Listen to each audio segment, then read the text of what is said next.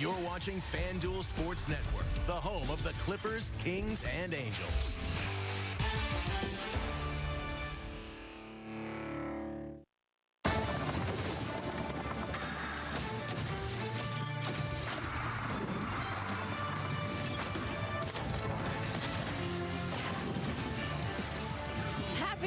Sunday, Angels fans, as we bring you Angels baseball from the Big A for the series finale against the San Francisco Giants. We welcome you to Angels Live, presented by Spectrum. Halos and Giants, the Angels looking to win another series on this beautiful Sunday afternoon, and we've got a packed pregame show to get you ready for first pitch. What a night by Mike Trout last night.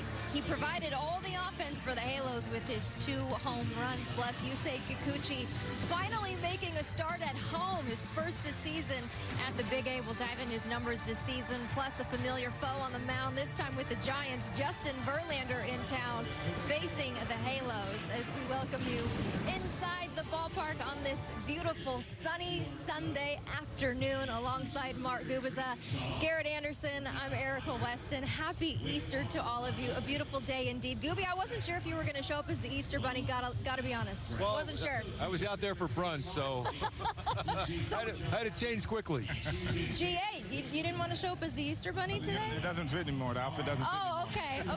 Okay. All right, we'll go with that. Nobody's dressed as the Easter Bunny today, but a good Sunday indeed, and a good outing for Mike Trout last night. As far as the offense goes, Gooby provided all of it, his 28th career multi-home run game. It was good to see because he had been struggling. And the thing is with Trouty, the pitches he hits really, really well throughout his career. That lower third of the strike zone, he had been struggling with it. He looked like he was more, keeping an eye on that fastball upstairs. But he got that curveball downstairs, and he hit an absolute rocket, 115 miles per hour off the bat.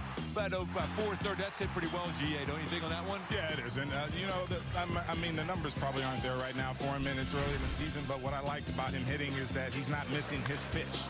And, when you're not hitting well and you're not hitting your pitch, that's a reason for concern. But he's hitting his pitch, and he's hitting home runs. So, for me, there's really no need for concern. Yeah, GA, it was the curveball on the first home run, the changeup on the second one.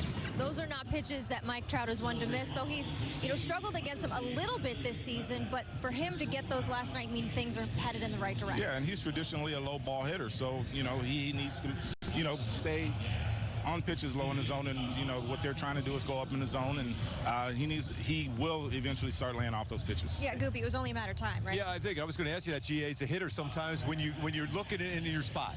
I mean, you hit so well historically on the pitches lower part of the strike zone, and you're trying to make those adjustments upstairs.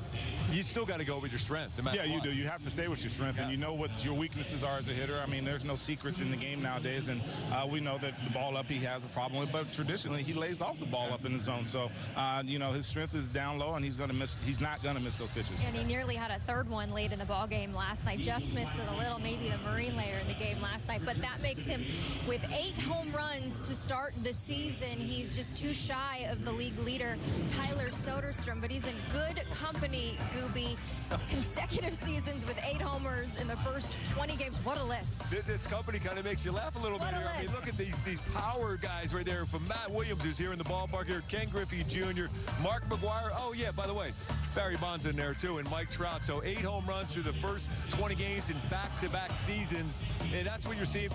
Regardless of where Trouty's at right now swinging the bat, you want him swinging it. An afternoon game against a future Hall of Famer, Justin Verlander. This is what baseball is all about. If you're a fan watching the game or here at the ballpark, you can't wait for that matchup. Yeah, and we're splitting the hairs at 8 home runs in April. Yes. Well, GA, he's historically been very good the beginning of the season. March and April, it's just a matter of consistently delivering and then having the rest of the offense to back him up. Yeah, I mean, he's going to do his thing all the time. But, yeah, the other guys, they're going to have to step up as well, and they will. And they know it's going to take a full team effort, but it is nice when he does carry the team at times. Yeah, he's going to be the leader for the Angels. That's no surprise. So what impressed Ron Washington about his outing last night, those 2 home runs, carrying the offense for the Halos? Here's what he had to say before the game. He centered some balls. He mainly did some things that his mind was telling him he wanted to do. And when you can work to do something and then you go up there and you react to it, that's a good thing. That gives you a lot of confidence. Not that Mike need confidence, but, it was nice to see. It was just nice to see him just get through some baseballs. You mentioned the work. A superstar like Mike Trout, he's been putting in a lot of work to get out of this. What does that mean to you when you see that? And have you seen something like that from stars before? That's a leader. I mean, everyone on this team looks up to him. And if he's up in there getting after it, everyone else have to get after it. And that's what it's about. And he has pride. And, you know, you think he like looking at 190-something up there in an average, although right now that don't matter, but still he has pride. And that's why he works the way he's worked. And that's why he's been a 3-time MVP. And that's why he's got so much respect in this game. I know it hit off the end a little bit, but I thought I had a chance. It's tough early in the season when that marine layer comes in. But I was just happy. You know, obviously we lost, but just my swings tonight were a lot better than the last few days. So. Yeah, good sign. Obviously, you had been kind of a little bit of a funk the last. Yeah, no, we've been, you know, me and the guys, you know, hitting guys, been grinding, and it's got some things to finally click. So. GA, did you think that one late in the game had a chance? What did you think? For a second, I mean, I looked at him. I looked at his body language when he hit it, so he didn't really seem too convinced. And I know what it's like to hit here at night, so. No. That's why I asked. Yes. I mean, that was 390 though. That's a pretty big. I mean, I think it's a home run in 14 other ballparks, but. Off the bat, we're thinking, okay, that's going to bring down the house right there. That would have been pretty good. A nice little hat trick with the playoffs, hockey playoffs going on. It'd be great. Trotty has never done that, too. That would have been good to see that. You want to do the Kings promo that's coming up a little bit later in the show? You want to be the Goal, Kings, goal. Oh, wow. He's got the O's working. Bro, Canada. All right. That'll be a little bit later. However, he's just 5 for 43 against Justin Verlander, but he does have 2 home runs. But Gooby, with JV going today, we know he's going to throw the fastball, and the Angels have been pretty good against the fastball. And he's still proud of his fastball, too. He's a warrior out there, and he will still go out there and attack with his fastball. The Angels have been really good as far as not missing those chances to put some good swings at the fastball. The slugging percentage is second best. That's great to see in the American League. So he's going to throw a lot of fastballs. Almost just under 47% of his pitches, four-seamer. And yes, he doesn't throw as hard, but still he's averaging 94.5 miles per hour. So GA, in a day like today, where the baseball carries a four-seamer up, could be a four-seamer out. It was hard to believe that he's 5 for 50. I mean, but we all have our pitcher. I mean, I had Pedro, so that's the way things go. But yeah, he's going to come at you with fastballs. He's not the guy he used to be. I mean, there's a little nugget that I dug up. His last 50 fastballs in his last start, and only 1 swing and miss. So he's not. He doesn't have the fuzz, and he doesn't have the movement on the other pitches as well. Well, even if he doesn't have that, he's still a commendable pitcher, GA. So you see the history there with JV, and you know that the Angels have had their times against him where it's been a tough challenge. So you have to take him seriously still. I wouldn't. I don't care about history. No, it's about today. It's all what you do GA today. Coming out Nobody firing cares. today. I don't. You have to think. You have to be positive. He's out here and not listening to you. I wouldn't care. Yeah, that's the thing. I mean, as a legend like he is, at some point, Father Time pretty much gets everybody. So that's when you got to take advantage of it. He's going to be a bulldog. He's going to compete as well as anybody the game has ever seen. But that being said, you can't go up there and think, boy, it's going to be such a tough battle. Otherwise, you're going to struggle against them. Yeah. 35th career start against the Angels. But, GA, what about the fastball? Don't miss it? Don't miss it. You have to look for it all the time. Get off the fastball. Get off the fastball. Don't miss it. All right, from Justin Verlander to a guy who had his hand all over the ball game last night in the Giants' third baseman, Matt Chapman. Man, he was everywhere last night. He's so good. I mean, he can play almost in the outfield grass and still make that throw across the diamond. And the thing is, against the Angels, that's his 18th career home run. You look at the majority of the home runs, they're always a secondary pitch, whether it's a curveball, slider, cutter, upstairs. He's so good as far as adjusting his hands and be able to get through the baseball. But his bread and butter, just an incredible third baseman. I thought for sure this had a chance to be a big inning. How does he make that throw from there? I thought, he might be out in the rest of the game, but stumbled still. A perfect one-hop throw to first base to get O'Happy there. That's incredible. The Dirt Monster came out and got him. Bob Melvin said after the game, nobody makes that play. GA, does anybody make that play? Maybe his buddy Nolan Arenado makes that play? I couldn't stop laughing. Adrian Beltre definitely would have made that play. He's probably the best third baseman. You're punchy today. Yeah, I am. You know, you got to laugh. You got to have fun. I mean, I'm sure all his teammates were laughing at him. I bet you they were. I'm probably right. I mean, he's turned into an angel killer. He's one of the most intense guys I've seen, too. You know, he's got that look about him. So, I mean, but even to play earlier in the game where he's back in the outfield grass and he made that strong throw across the diamond, like, They might have to think about bringing him in to close the game at one point with that arm. I bet you he would against the Angels, too. He'd say, put me in, coach. Stay with us. More as we get you ready for baseball on this Easter Sunday from the Big A. Justin Verlander goes for the Giants. Yusei Kikuchi for the Halos. We'll dive into the pitching matchup next.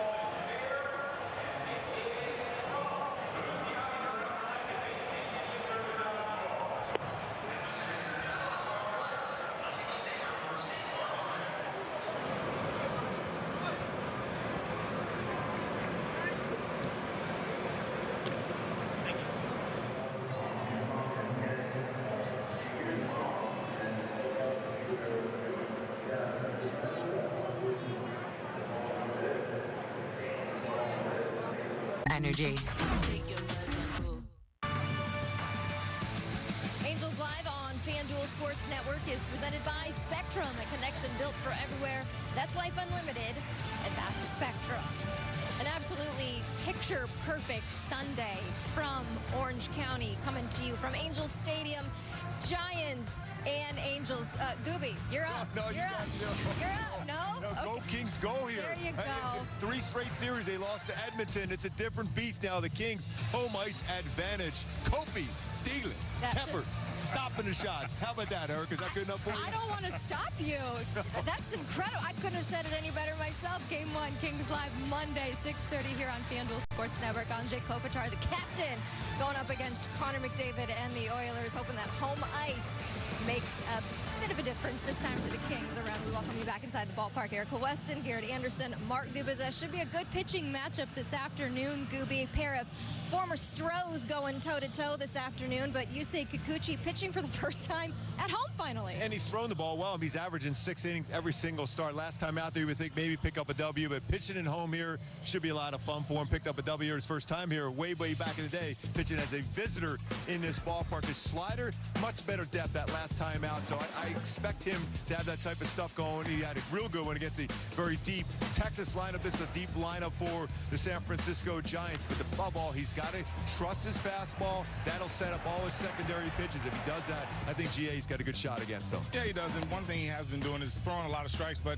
when he's behind in the count, he's been missing a little bit too much over the plate, and he's not really finishing off the hitter, so just more command on the outer part of the plate, and not as opposed to being more over the middle. Well, go ahead. When you think about that combination, Erica, with that 4-seamer and slider, 80% of time last time out, but there was a reason why he threw more of them. With 8 swing and misses was because he was able to tunnel both those pitches and both throw them at the exact same arm slot so hitters can't react. When he was dropping a little bit lower, I felt before with his slider, it was more of a flatter pitch, but you see there, it's a great view, the same exact arm slot where that slider ends up going, where the 4-seam fastball goes, and that's why I think he's got a good chance here today. GA, when you're facing a guy like that's got those 2 good pitches for Kikuchi this season that are basically looking the same until they reach you, what is it like being in the box in that moment? Well, for me, I'm just going to look for one pitch. I'm going to look for the fastball, but what's troubling is that the slider's coming out of that zone, so therefore I would just let the ball get a little deeper. I mean, he does have some fuzz, but that's the only chance you got is to pick one of them. Gooby, we mentioned his last time out against the Rangers that he was implementing those mechanical changes for the first time, but you also didn't want to overthink it when you're utilizing it for the first time. Yeah, when you work at something mechanically, all of a sudden you worry about, okay, is my mechanics good when I'll follow through? The hitter will go, well, yeah, it's good for me to be able to swing the bat at those mechanics. So you want to be able to work on your stuff between starts, and that's exactly what Barry Enright and he did. Went down there, worked on the make sure he got that arm in that same exact position where he was with the Astros and very, very successful. So I think that really helped the last time out. All right, your go-tos for Kikuchi today against the San Francisco Giants. Yeah, my go-tos is going right back to tunneling that slider and fastball combination. He's got 16 punch-outs between those two pitches this season. But also, keep them guessing with his changeup, an .056 batting average, and his swing and miss percentage with his changeup is just under 43%. So they can sit fastball, slider. That changeup is going to go a different direction, which makes those other two pitches better. Well, GA, the Giants have struggled this season against left-handed pitchers. They've lost their last 3, 2-5 overall this season against lefties. Anything to that when you're facing that guy?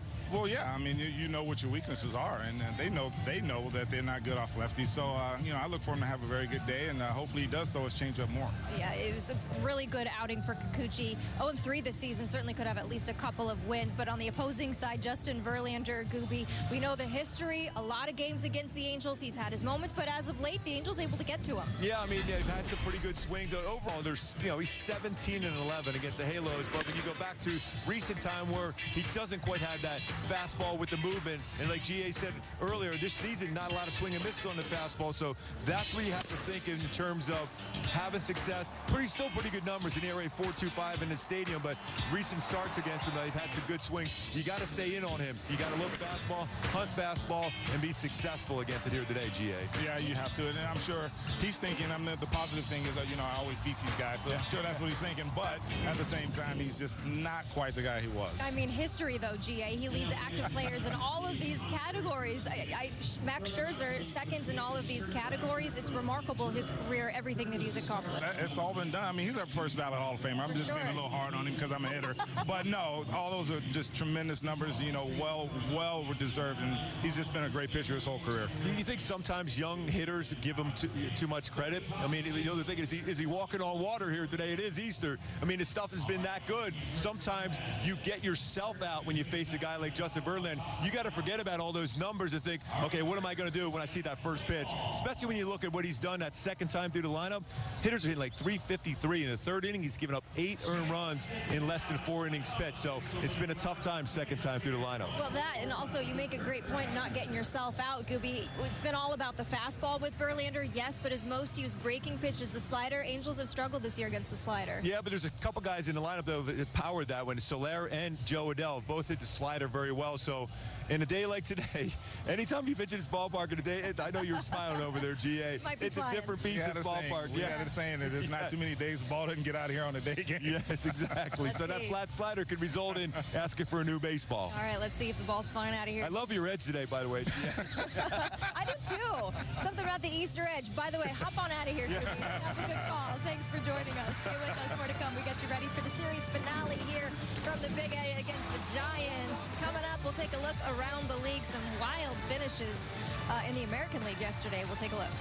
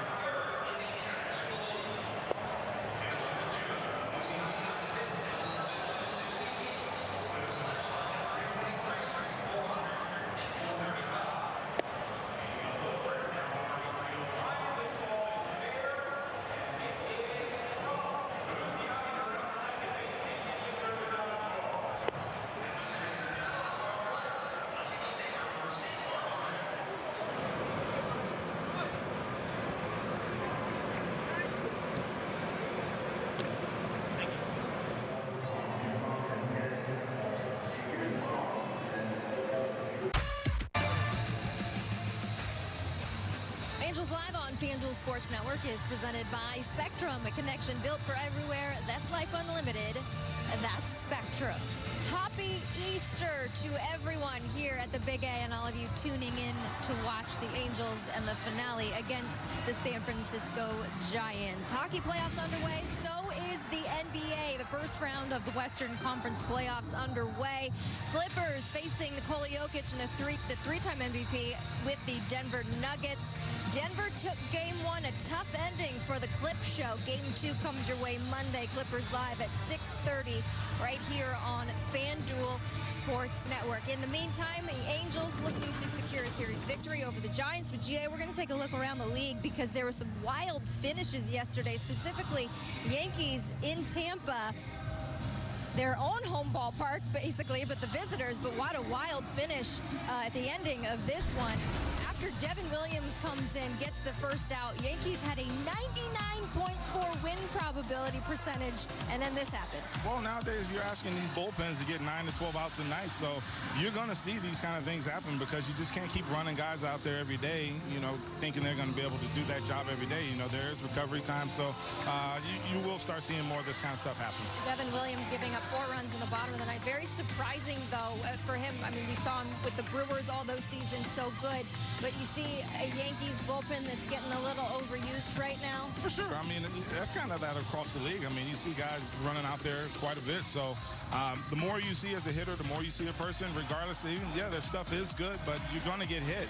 And in that part, from what I've seen earlier this season, it doesn't take much to get it out of the park. Right. That one looked like it was gone. Jonathan Aranda with the walk-off home run for the Rays. And then this one, Adolis Garcia, a walk-off 2-run home run to give the Rangers a win over the Dodgers, GA. Well, yeah, a guy like that, I don't think you should be throwing balls out over the plate. You know what he's up there trying to do, and he actually did it, which, you know, is amazing because when you try to hit a home run, you generally don't, but that was just a bad pitch by the pitcher. Dolly said, that's what I live for, and he was going up against his former teammate, too, GA, and Kirby Yates. He was the closer for the Rangers last season, who said after the game, I didn't want to be in that spot. He's my friend. I didn't want to be sitting there. I want to be talking about a win. Tough spot. But hey, it's sports. There's it's no the friends game. in baseball. There's no friend. I was waiting for you to come back with an edgy response. That's why I was laughing. You're not wrong, but absolutely a guy that's got a lot of power considering he's got 4 regular season career walk-off home runs for Garcia. Yeah, even pulling the ball for a home run. If he's going to hit a home run off of me, it's got to be the opposite field. So bad pitch out over the plate, and a great home run hitter hit it out. All right, I'm going to try to give GA some Easter candy to sweeten him up for this last segment. Stay with us, some more to come. We got you ready for first pitch. The Angels trying to go for the series win today against the San Francisco Giants. Yusei Kikuchi, Justin Verlander on the mound. We'll take a look at Wash's lineup for Game 3 next.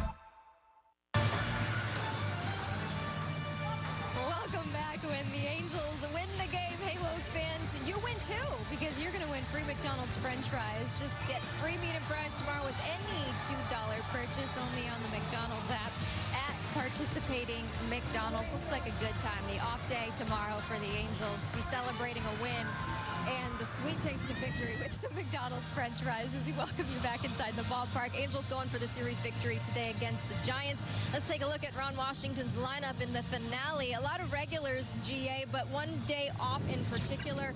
Kyron Paris with the day off today. They'll have a rest day tomorrow, too, with the day off. It's Tim Anderson patrolling things at second base today. Yeah, he's struggling a little bit. So this is kind of what managers do. With the off day tomorrow, they'll give you a day today, and you get 2 days off, time just to reset. So he's been doing well, and he'll get back in there, next game, and I'm sure he'll have a good game. He called it a mental day for him. They want to make sure that they take care of him and keep him successful. JV, the future Hall of Famer, going up against his former Astros teammate in Yusei Kikuchi. Who knows, maybe the other future Hall of Famer, Mike Trout, will send another one to the rocks this afternoon against the Giants. Thanks for joining us on Angels Live pregame. Wayne Randazzo, Mark Gubasa on the call. Enjoy the game. Happy Easter. We'll see you throughout the afternoon.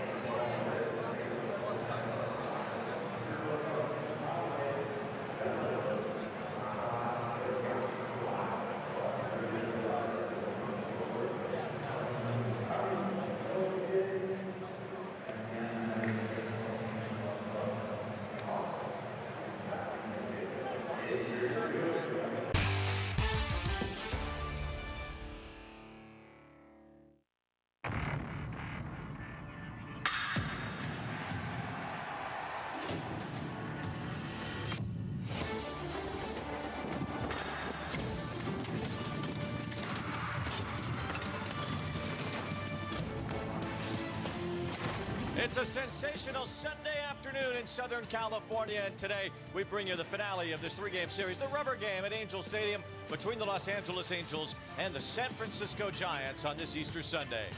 Alongside Mark Gubas, I'm Wayne Randazzo, and could be the chance here for the Angels to make it a happy Easter Sunday if they can take 2 out of 3 from the Giants today. And get that series going, win again like they did the first 4 series the year before, and have a tough time down in Texas. This has been a tough series so far. Not a lot of runs scored, but some good battles here with the Giants. A couple of runs yesterday for the Angels as Mike Trout jacked a couple of home runs in the game last night. Trout has quite a matchup on his hands today against another future Hall of Famer in Verlander. Wayne, this is what it's all about. Here you are as a fan, either watching on TV here today or at the ballpark. You got a 3-time AL MVP, Mike Trout, especially after the game he had last night. Then you got Justin Verlander, a 3-time AL Cy Young Award winner, both future Hall of Famers and MVP himself with Justin Verlander. This is a dominant pitcher throughout his career. Well, pretty impressive what we're about to show you about these two, because among active players, they are 1 and 2 in wins above replacement. Trout 86 in his career, though he still has several years to go. Verlander nearing the end, 85 wins above replacement. 2 all-time legends battling here tonight. Mike Trout put another stamp on his legendary career yesterday. And Wayne, I love what he did last night. The pitches he hit so well, the pitches down. He took a curveball out that was 115 plus off the bat, 432 distance-wise, and then a changeup down.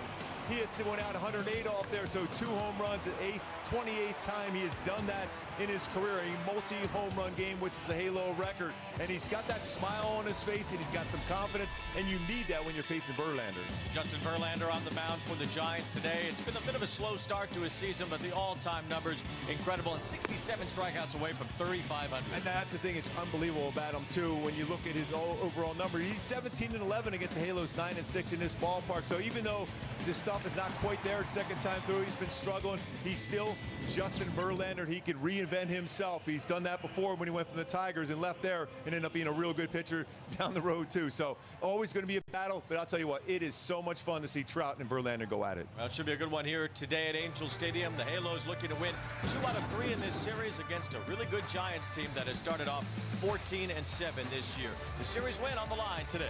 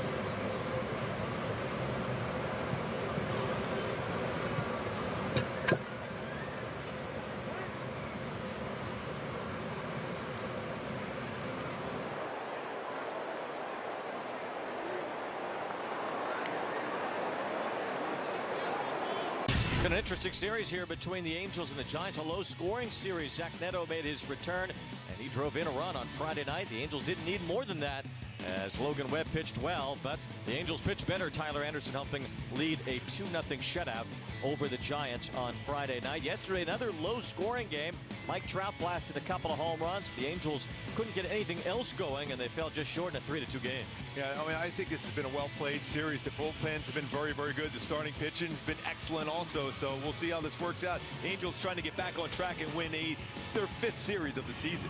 And the Giants have averaged 5 runs a game, yet they've scored a grand total of 3 so far in the 2 games in this series, and Yusei Kikuchi will try to keep that going today. Yeah, and he threw the ball really well last. He's averaging 6 innings every single start. My go-tos for him to have a successful outing here this afternoon on a beautiful Sunday afternoon is tunnel that fastball and slider. 16 punch-outs with those 2 pitches this season, but keeping them guessing with this changeup, a batting average of 0.56 and a swing and miss percentage, whiff percentage of over 42% on his changeup.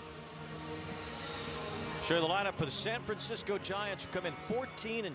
This is the end of a long road trip for them. They've gone 5-4 on the trip. Elliot Ramos leads off. Then it's Adames. Jung-Hoo Lee, an exciting player in the number 3 spot. Chapman had a good game yesterday batting cleanup.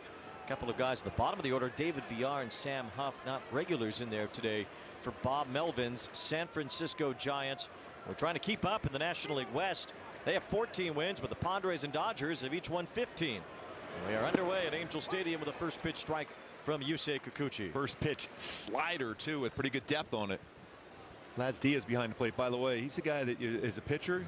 It's pretty good to have there behind the plate. That ball is hit hard through the middle and a base hit for Elliot Ramos. And the defense behind Kikuchi, especially with Tim Anderson back in there at second base. He has been phenomenal so far, whether it's a second or short. 1 defensive run saved, already a couple double plays turned at second base this season. Sean over first. Neto back at short. Rengifo, Ohapi behind the plate. Ward, Adele, and Trout back out in right field. Here is Willie Adames, who did have a run scored and a run batted in yesterday, and what otherwise has been a slow start to the season for the expensive Giant shortstop. A 7-year deal, $182 million. The first big contract handed out by Buster Posey, who is now the president of baseball operations for the Giants. It is a career turnaround for Buster Posey, who retired kind of young. Certainly a Hall of Fame catcher. Now at 38 years old, he's running baseball operations for San Francisco. And he's won at everything he has done, and so far he's winning now with the way the team he has built around. And it's a tough division, but 14-7 to start the season. Excellent for them. 1 ball, 1 strike on Willie Adames. Of course, the man that Posey hired to be the general manager for the Giants is Zach Manassian, who is the younger brother of the Angels GM Perry Manassian. His dad's name is Zach, too. He's not Zach Jr. because he has a different middle name, Tommy, after the great Tommy Lasorda. Yes, there's so much connection in baseball for all the Manassians. That's that changeup again. Nasty for Kikuchi. First strikeout as Adames goes down. Love the fact that he got a lot of hitters sitting on that slider. He's throwing a lot, but his changeup has been every bit as good. And you see that fade going down and away. And the whiff percentage will go up a little bit more. 42.9 coming in this game. That's a swing and miss on a changeup. Decent number of Giants fans here to give a hand to Jung-Hoo Lee, and he deserves one. He is really a special-looking player. As Lee takes ball 1.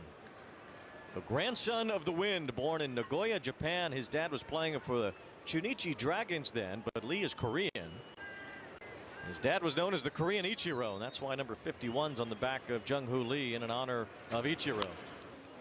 So far in this game, Kikuchi has Ramos going back every time he lifts his leg up to make that throw to the plate.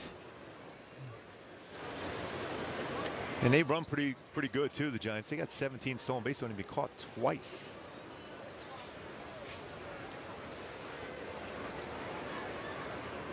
One ball, 1 strike on Jung-Hoo Lee. Big swing there. Ramos has 2 stolen bases. He has not been caught. Lee and his dad are the only father-son duo to have won the MVP award in the KBO, the Korean Baseball League. Plenty of international credentials for Jung-Hoo Lee, and he's getting a chance now in his first full year at the Giants after an injury suffered last year that took him out for a lot of the season. Got to be ready on that left side of the field, whether in the infield or out there for Taylor Ward too, especially if he throws a slider away. That was a fastball away of the pitch before. He had a pretty good hack at it. Does a great job of letting that baseball travel, especially when he's behind in the count as compared to earlier where he's out in front and where he can try to lift it. Tied him up. Good heater in. Kikuchi's had 3 quality starts so far. He's gone 6 innings in all of his outings. Just 1 run allowed last time in Texas. A tough luck loss for him. The Angels have not won any of his starts yet. I'm sure that will change soon, maybe today. 2 balls, 2 strikes on Jung-Hoo Lee. Already with 14 extra base hits, 10 doubles. He started learning English last year when he signed with the Giants. His favorite phrase is easy peasy. You know what? Mine too. Not mine. This should be easy peasy for one of the Angels outfielders. Joe Adele is the one calling for it, and that's the second out. And going back to tunneling, we've showed that a lot and how important that is, especially for Kikuchi, where he's worked that arm slot back where the slider and fastball coming out of the exact same tunneling and be able to be more consistent with his slider. See that fastball runs upstairs, but then the slider runs down in that same tunnel through the baseball. Makes it more difficult for hitters to react quick enough to make contact on that slider when it goes down and away like that. 2 outs, and here's Matt Chapman, who had a big game yesterday. Chapman hit a 2-run homer in the 1st inning, singled and stole a base in the 4th inning, but really it was the play he made in the 9th inning at the one that everyone was talking about after the game. On a 3-0 pitch, Logan O'Hoppe hit a ground ball toward Chapman, and he fell over. Still was able to glove it, and still was from his knees able to throw out O'Hoppe at first. And O'Hoppe runs really well too. That tells you how strong his arm is, even throwing from the knees off balance like he was. Chapman said he was looking to replace a divot around him on the infield dirt, and Ryan Walker, the Giants closer, threw the ball too quickly, wasn't ready for it, so he said he just caught off guard when the ball was put into play. And it's really an incredible job that he did there. Now, how quick was that transfer when you're falling down on the transfer from glove to throwing him and make a perfect throw? And that slider whizzes in there, a strike from Kikuchi. These two have faced each other quite a bit. And Chapman with 5 hits, including 2 home runs, but also 6 strikeouts.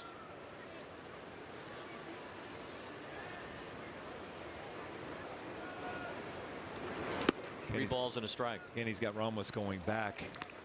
But that being said, now falling behind a 3-1 count to Chapman here. This is very, very important to be able to put up a 0 in the 1st inning. I know Verlander hasn't been as crisp to start the season, but you don't want to give him a lead. Chapman with a fly ball to right. Should be easy peasy for Mike Trout.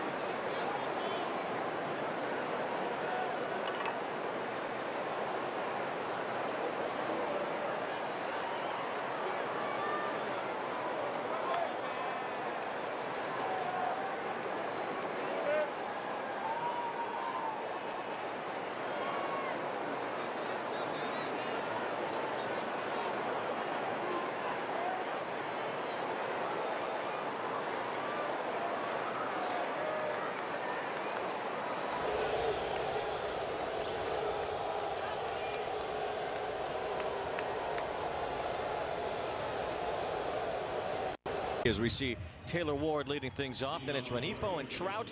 Soler's the DH. Shotwell moves up in the order to 5. O'Hoppe is 6 with Neto, Adele, and Tim Anderson getting the start at second base today. Kyron Paris needs a mental day after the strikeouts have piled up. The Angels don't want to lose Paris in terms of his aggressiveness and mentality, so he's got the day, and it might be good anyway with Justin Verlander on the Yeah, the veteran out there, the future Hall of Famer, 3-time Cy Young Award winner, is always a challenge, even with that ERA the way it is right now. And my go-to is just like that, right on cue, is you got to be aggressive on the first pitch in a fastball, and he was batting average of 444 versus fastball, but the second time through success. 353 batting average versus Verlander in that second time through. In the third inning in particular, he's allowed 8 earned runs in a 3 1/3. Pop up from Taylor Ward on the infield. This is David Villar at first base today, and he makes the play for the first down. And the defense behind him. He's around the strike zone, still doesn't walk a whole lot. You got Lee in center. He is a dynamic all-around player. He's already got an outfield assist, 1 defensive run saved, so he can cover the ground. He reads the baseball well. And on a day like today, Wayne, the way it carries, that's very important to get that first step, and he's got that great first step en route to the ball. Kind of a tale as old as time in baseball that a pitcher or any player really gets to the end of their career, and it's a great career in the case of Justin Verlander. Still a 94-mile-an-hour fastball. It's interesting to watch guys like this become human after seeing them being so subhuman for so long, so beyond human with the way that they performed. And now Verlander's just kind of another guy, but he still has that pedigree of being one of the all-time greats. And because of that, too, it's like you're going in against the heavyweight champ at one point or another. You still have that respect for him. He made that adjustment. Remember, towards the end of his career with the Tigers, fastball wasn't there. He made that adjustment, came right back, and became the dominant pitcher we've seen over the last couple of years. Though eventually that fastball is not as firm, but he's thrown 2 first-pitch fastballs to start this game, so he still has trust in it. The ball's 2 strikes. The breaking balls have been hit hard so far, although Renifo rolled that one over, and Villar makes the play. So 2 outs, and the batter is Mike Trout. Yesterday, 2 home runs, now 8 on the year in his first 20 games. He did that last year too, and in back-to-back seasons, well, it's only the best of best on that list. Griffey, Bonds, Mark McGwire, and Matt Williams, who had a couple of big years, and now the third base coach of the Giants, was the first guy to do that. That's some serious company. You go back to 1906. Well, here is Verlander against Trout. Talk about heavyweight fights. Well, this is kind of baseball's version. You go a little Foreman Ali or Frazier Ali.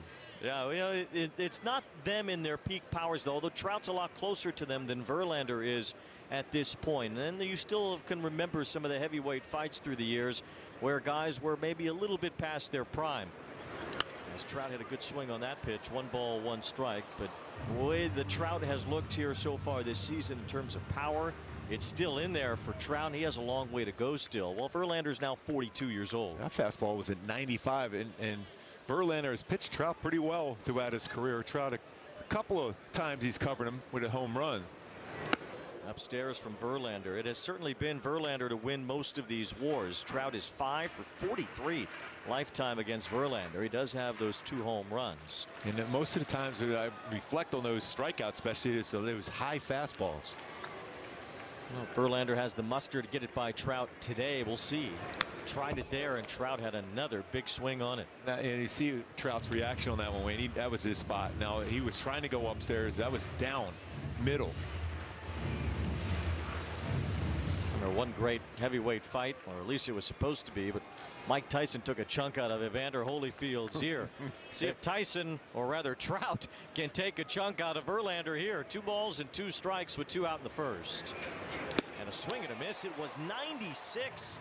Verlander dialing it back to the old days to strike out Trout.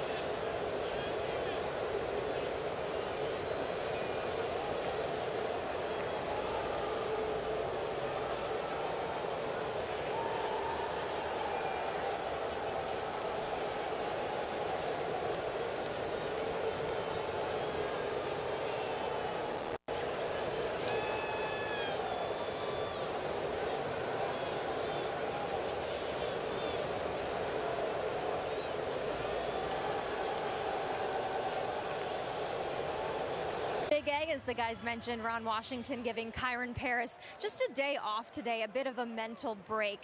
He's racked up 10 strikeouts, no walks in his last 6 games, so Ron Washington continuing to want to put him in a position to succeed. Spoke with Paris before the game today, who said he's definitely noticing a way the pitchers are starting to pitch to him a little bit differently, so he just wants to focus a bit more on pitch selection. But Wash says he's been doing so well, don't want him to fall too far down, so we've got to take care of him. I don't want him to not have the confidence that he has right now, so felt like today was a good day for a mental break. They have the day off tomorrow, come back on Tuesday. As far as that 2-strike approach for Paris, it's certainly something he's aware of and something that he's going to adjust to. He's going to start making those adjustments. His plan, just try to put the ball in play more with 2 strikes. Ground ball up the middle. It's Neto with the scoop, the spin, the throw. He got Flores. That's the kind of throw you think and worry, and you can see right there that arm is there. That's off-balance throw. Good to see that from Zach Neto. Nice play back up the middle here. Do you see where he's playing? He's playing him in the hole. That's going a long way. Spins around. Vintage Zach Neto. That is tremendous range to be able to get to that ball. By the way, even going back to Paris, even seeing him today, he had a smile on his face. He knows that. And what he was telling Eric about making the adjustments and realizing I got to look in my zone better, pitch selection. He was still out early working on his field. And that ground ball play he made the other day, game 1, was the difference between winning and losing that game potentially. So the defense was there. There's another chance for Neto, a little simpler this time as he throws out Luis Matos. 2 up, 2 down. Well, you know, what's not to smile about? You're at the ballpark, you're in the big leagues. It's Easter Sunday. It's absolutely beautiful here today. If you're not smiling, I don't know. Yeah. Something's wrong. It's beautiful out today. Good crowd here today. Easter Sunday. Sunshine. Man, it is perfect here today. 75 degrees at game time. Tyler Fitzgerald is the batter against Kikuchi, who's now retired 5 in a row. It's good to see a couple ground balls. He's not a big ground ball pitcher. Been able to throw other pitches to be able to get ground balls. He's coming in about 37% ground ball rate, 44 in his career.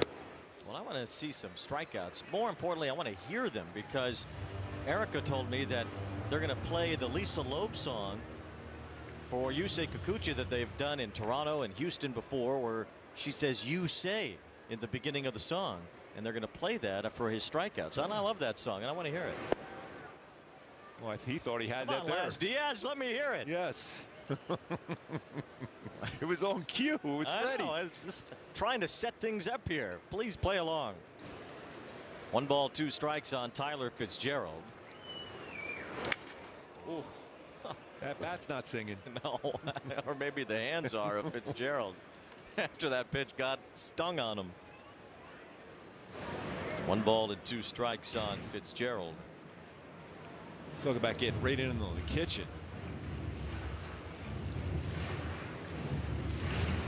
Be a good stick ball bat now. Score. Kicking it back to the East Coast. Yeah. 2 balls, 2 strikes on Fitzgerald. Second baseman who can swing the bat a little bit. He's moved off from shortstop where he was last year. And the Giants brought in Adames, so now Fitzgerald scoots over. This little player, the Giants like him a lot. Former college teammate of Reed Detmers at the University of Louisville. Like Reed, his dad was a Cardinal as well. Played briefly in the major leagues. Mike Fitzgerald, although there was another Mike Fitzgerald, a different one, no relation, that was a catcher for a while. 3-2. Pop up from Fitzgerald. Have to wait next inning for that song. Yeah, I hope you're listening. Taylor Ward is there. 1, 2, 3, and Zach Neto back to playing a wonderful shortstop. Outstanding range and a tough acrobatic throw again. Zach.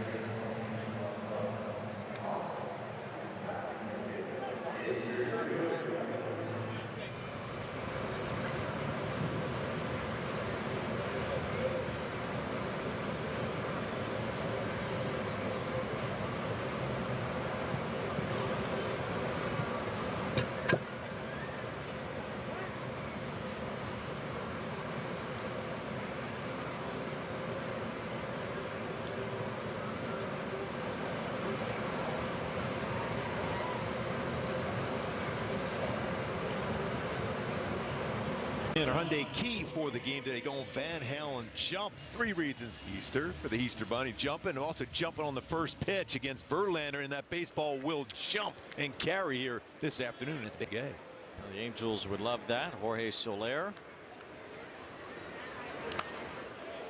fouls the first pitch back. He took the field at Wrigley Field a few times, I'm sure, to that song. They used to play it when the Cubs would come out. It's the anthem for the 1984 Cubs. Eddie Van Halen on the guitar there. Pretty good song. Tremendous. Miss him. Incredible. David Lee Roth, your guy. Yes. 1 ball, 1 strike on Soler. I love Van Halen. Every form of Van Halen I love. Nolan Shawnoel and Logan O'Hoppe will follow here in the 2nd inning against Justin Verlander, who has now 3,434 career strikeouts. He's 10th all time. He needs 66 to reach 3,500. He'd be the 10th pitcher to get there. Walter Johnson, 3,509, would be next for Verlander to catch, and then Gaylord Perry. Don Sutton is within reach as well. As Soler hits one to center field. Lee is fighting the sun a bit, but he's got it. And that's 1 out. Well, when Justin Verlander made his first start in his career against the Angels, it was all the way back in 2006. A young, thin Verlander on May 4th of that year against the Halos. But it was party at Napoli's, though. Like Napoli got him. He had a lot of power there. You know, at that Casey point, Kochman getting him too. Crushed it. That's a long way out, Comerica Park, too. Here's Shawnoel as he takes ball 1. Now, at that point, Angel Stadium was only 40 years old. Next year, it's going to be 60. That's how long Verlander has been at it, as we are at the 4th oldest ballpark in Major League Baseball. And yesterday was its birthday. 59 years ago yesterday was the Angels' first game here at Angel Stadium, then called Anaheim Stadium. And, well, today is the anniversary of their first ever win here at the Big A. You got to keep that going. Got to keep it going. By the way, he's throwing his changeup a lot more. He's about 11% changeup usage. Part of the reason, especially against the lefties, and make the fastball better. Strike from Verlander. You know, in his last start, he only had 1 swing and miss on 51 fastballs that he threw. But he wasn't throwing anything 96 in that last start. In fact, it had been 2 years since he had thrown a fastball that hard, the one he struck out Trout with today. Well, a nice warm afternoon. You can see he's loose, and his fastball has been really good so far. 1 ball and 2 strikes on Shawnoel. Lift out to left as Elliot Ramos gets ready for the 2nd out. 5 up, 5 down for Verlander. And you feel this could be a good matchup for Logan O'Hoppe. He likes fastballs up, and Verlander throws a lot of his fastballs that are up. So we'll see if there's a good connection here with O'Hoppe. He's 3 for 4 in his career. He hasn't homered against him yet, but some good swings because that elevated 4-seamer. 5 homers on the year for O'Hoppe. Mentioned that play Chapman made in the 9th inning yesterday. It was on a 3-0 pitch that O'Hoppe took a swing at. He bounces this one to Chapman as well. It stays fair, and Chapman with a great arm. That is really something to see when Matt Chapman fires it across the diamond.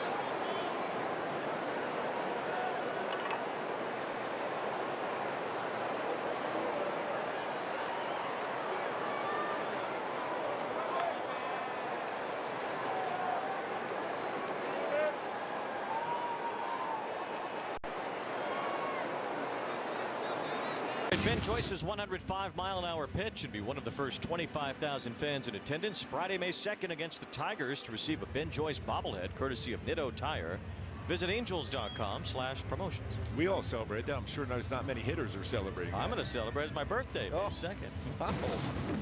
Be almost as old as Verlander. I'm not laughing. I am.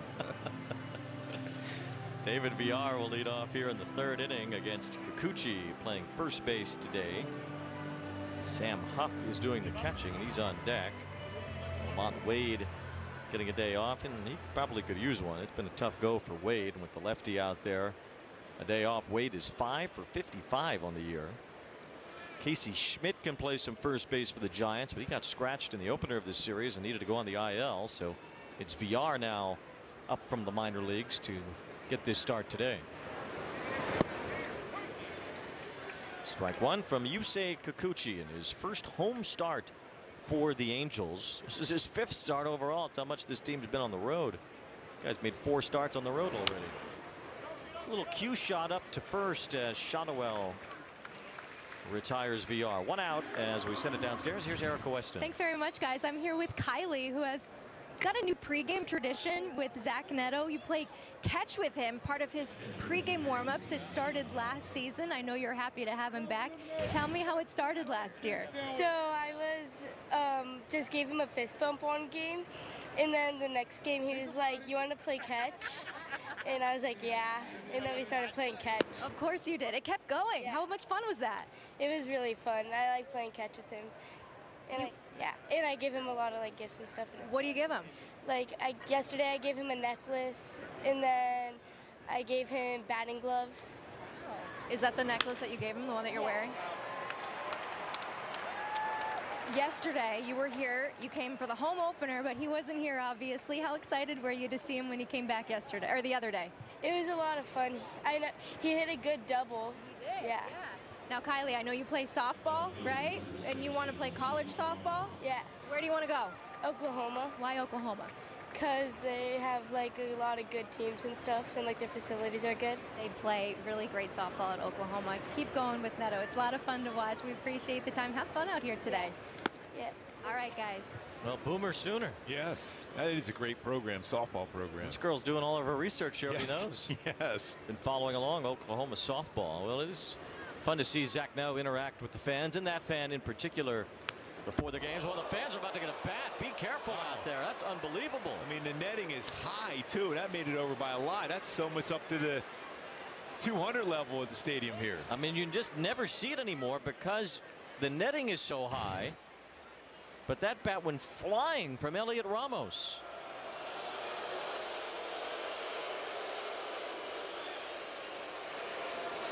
And hopefully all the fans are all right over there.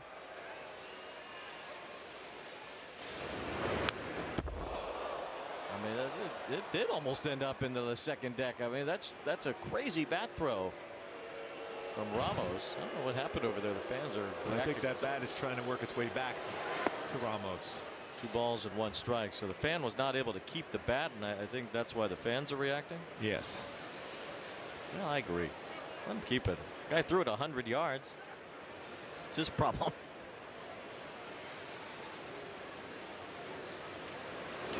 Two balls, 2 strikes on Elliot Ramos. He should try out. You know, the Olympics are going to be in LA in 2028. He should be in the javelin. Yeah, that was an amazing throw. So he gave up a base hit to Huff on a changeup, but it was a little higher. It's not a bad pitch to go to here.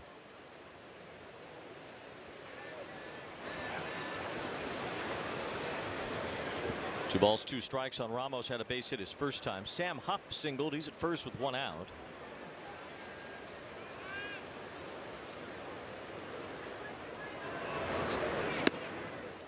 Now full count. Huff is a slow-footed catcher. I don't know that he'll be running here. 3 balls, 2 strikes on Ramos. You have to have a lot of trust in Ramos. He's going to know the strike zone well and make contact if he is going. Ball 4. So now a walk after the 1-out hit. And the Giants have their better hitters coming up. It'll be Willie Adames with runners on first and second. And here comes Barry Enright along with Kikuchi's interpreter to have a conversation on the mound. And for what it's worth, Kikuchi, mind you, against the Angels in all of his starts here at Angel Stadium, had a tough time. An 8.12 ERA. You don't often see a player sign somewhere at a stadium where he has had some struggles the way that Kikuchi has here at Angel Stadium. But I would, because that means the Angels hitters are hitting you well, so you don't have to face them anymore. Well, it's just about lunchtime, I think. So here's what Jack in the Box has to say about that. My Nashville hot popcorn chicken. So much deliciousness starting at $6.99. Welcome to Jack in the Box. By the way, on that same subject, Floyd Bannister was great with the White Sox, and he signed with the Royals. And I go, Floyd, why did you sign with the Royals? Oh, don't you want me here? I said, well, no, because I look at your numbers against the Royals. You were like 14-2. That's a lot of W's you gave away. He goes, that's a good point. Yeah, players need to be cognizant of these things. Now here's Adames, who struck out his first time. Only strikeout so far for Kikuchi, who had over 200 last year. Adames fouls off the first pitch. So far this year, 23 strikeouts for Kikuchi in his first 26 major league innings. He's not had more than 6 in any start, but he's had at least 5 in all of them. So he's been in that 5-6 range in each of his outings thus far. So far this season, he's had 2 ground ball double plays turned behind him, though. 1 ball, 1 strike on Adames. Last year, Adames was one of the best in baseball with men in scoring position. His OPS was 1073. That was the 9th best in baseball and the 3rd best in the National League. And helped him get that contract from the Giants. He had 112 RBIs last year. Good pitch, and Kikuchi's ahead 1-2. Our Kia player profiled. Kikuchi likes getting that called 3rd strike. Because he can mix match a lot with different pitches. That's why.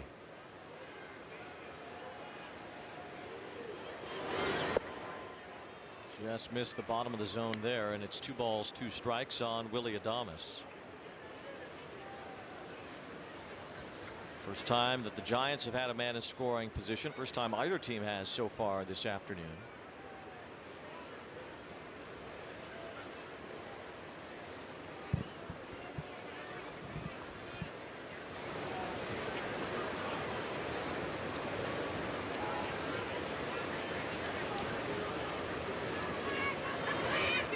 Check swing. No swing, says the first base umpire, Mike Estabrook.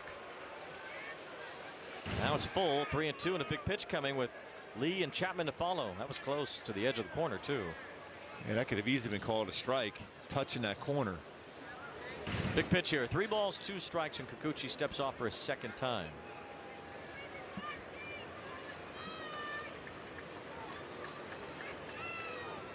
Now time called by the batter. Now this is a big pitch early in a game. We have a scoreless game right now, but the Giants have their best guys coming up, and they have first and second with 1 out. Kikuchi on 3-2, coming to Willie Adames. He lifts it out deep to left center. Taylor Ward is in position, though, and he makes the catch for the second out. Didn't quite get that baseball, but it was right down the heart of the plate. Got away with that one. When it's a little later in the season for Adames, he's a very good hitter, a very good fastball hitter, but he got a slider there just out in front enough to be able to keep that in the yard. 2 outs now in the inning. As Trout was talking about last night, he felt like if it was later in the year, that 3rd ball that he hit to the warning track yesterday would have been a home run. Said he got it off the end of the bat just enough, and the ball wasn't carrying quite the way that it will as the season progresses. So 2 outs, and the batter is Lee, who flied to center field his first time. Ground ball to first. Shawnoel has it, and Kikuchi escapes here in the 3rd.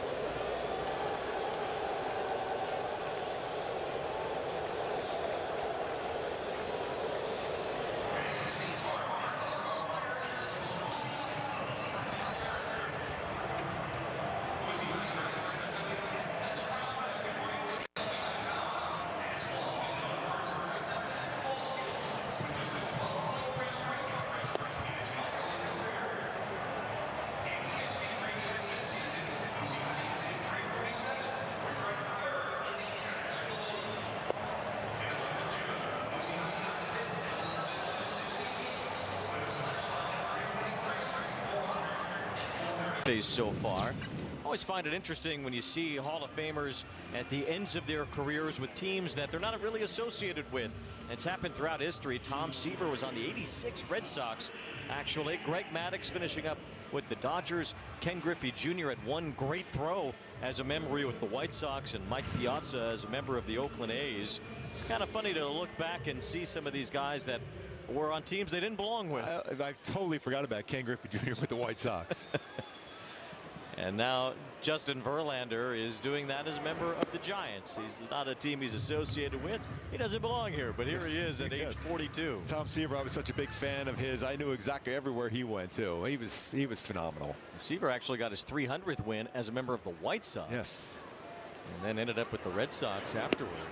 The Mets kind of had Seaver back in the mid-'80s and mistakenly put him on waivers, and the White Sox scooped him up, and Seaver was gone again. 1 ball and 1 strike on Zach Neto, leading off here in the bottom of the 3rd inning. Already in this game, you can see the confidence for Verlander. He's had success, 17-game winner against the Angels. It's a warm afternoon. He feels good as far as the delivery, but the 3rd inning has been a tough one for him this season.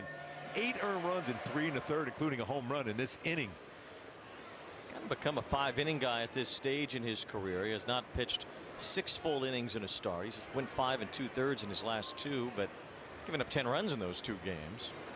Angels haven't touched him yet today. Although Neto trying to flip one to right, and hangs up though. Kind of carried a bit as Matos makes the catch. So 1 out in the 3rd. Tom Seaver, well, kind of a prototype for a young Mark Gubicza. I patterned myself after that, and I got a chance to talk to him a number of times.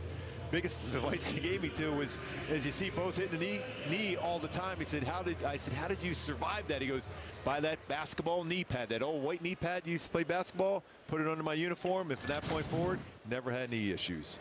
1 out, and Joe Adell is at the plate. From what I understand, I never got to meet Tom, unfortunately. All my time with the Mets, he'd started to get sick and wasn't around as much.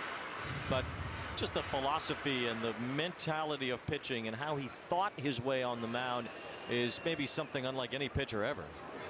And you think about is that ground ball right to short, drop and drive. You don't really see many pitchers at all doing that anymore, because his theory behind it, and the same thing when I tried to emulate it, was using that lower half of your body to be able to generate that arm speed to be consistent. Now, New York, they call him the franchise, and now there's a big statue outside of Citi Field of Tom Seaver. We'll see that later this year. The Angels will be in New York in July to play the Mets. They're off to a good start themselves. Beat the Cardinals today, sweeping that series. They're 15-7. A lot of finals throughout baseball today. Atlanta swept the Twins. Braves won today 6-2. Max Fried had a no-hitter going late in the Yankees-Rays game. Yankees were a 4-0 winner, although they retroactively took Fried's no-hitter away. That might get me upset a little bit. He had a no-hitter into the 8th inning, and then at that point in the game, the scorekeeper went back and changed a play that was in the 6th inning from a hit, or rather from an error to a hit. And it looked like a pretty clear error on Paul Goldschmidt, the first baseman for the Yankees. It's an interesting matchup too, because Tim Anderson in there today, he's been great with the glove, has struggled like most hitters have against Verlander. Just 2 for 24 in his career. More about giving Paris a day off and allowing Anderson to get a start, maybe punch a ball somewhere. Got the count in his favor here, 3-0. As Verlander does drop in a strike, 3-1. Anderson played very well at shortstop during Neto's absence, and now he'll kind of be a rover. Experienced guy off the bench. Same for Kevin Newman. 3-2 now on Tim Anderson. He's feeling pretty good about his fastball. He throws a high percentage. We were talking about that on the pregame show, and so far it's been very, very effective. Mentioned that in his last start, 51 fastballs thrown, just 1 swing and miss though. He has 1 strikeout in the early going today, but he's retired all 8 batters. He has a full count on Anderson. And that's strike 3 painted on the outside corner.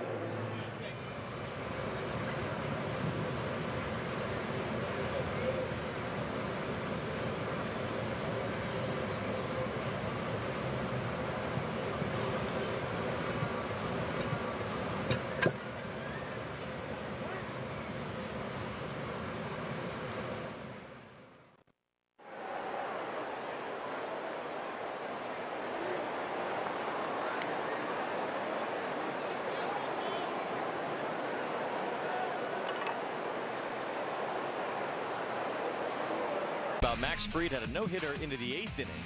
But in the 8th inning, they retroactively went back to the 6th inning and rescored this play to give Chandler Simpson a hit, which ended the no-hitter 2 innings after the fact. That's not a hit. No. No. And Paul Goldschmidt will say that. He's a Gold Glove winner. Oh, yeah. He would say the same thing. And Fried did give up another hit after that, so it wasn't as if that was the only hit of the game, but still, that one is the one that effectively ended the no-hitter. He didn't give up the second hit until after that had been rescored. Pretty weird. Matt Chapman leading off here in the 4th inning against Yusei Kikuchi. Fly to right field in his first time up. Ball 2 from Kikuchi. In the early going, Kikuchi knows the way Verlander's throwing. He's got to be really, really perfect here this afternoon. Well, so Verlander has been perfect through 3. A guy with 3 no-hitters. You start to think about what things were like for Justin Verlander when he was at his best. And so far, he has seen as good as anything from Verlander today with 3 perfect innings under his belt. Long way to go, though, and it's 3 balls and a strike on Chapman as he hooks one well foul. Slider there too in a fastball count. That's the thing that Kikuchi's really good at, able to get back into counts with secondary pitches.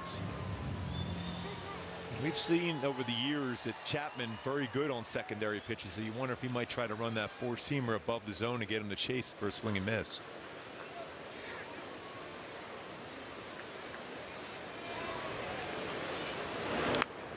Good cut from Chapman on that slider. It's 3 balls 2 strikes. Kikuchi has relied on that slider quite a bit, dating back to his time with Houston last year, and he's starting to ramp it up even more so this year. Yeah, getting a little more comfortable vertical drop on his slider. Misses that slider to Chapman, and it's ball 4. So leadoff walk. Kikuchi dealt with some traffic last inning, but got out of it. It's the second walk he has issued, and brings up Wilmer Flores, who grounded out his first time up. Zach Neto made a really good play moving up the middle.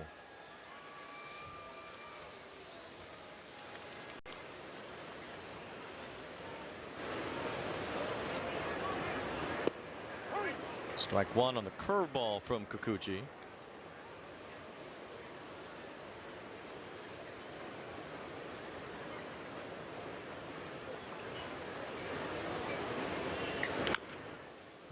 Matt Chapman's a good base runner. He's going to keep reading Kikuchi. If he doesn't pay attention to him, he'll start to take off. But so far, Kikuchi's done a nice job of looking over and holding the ball as long as you can with the pitch timer.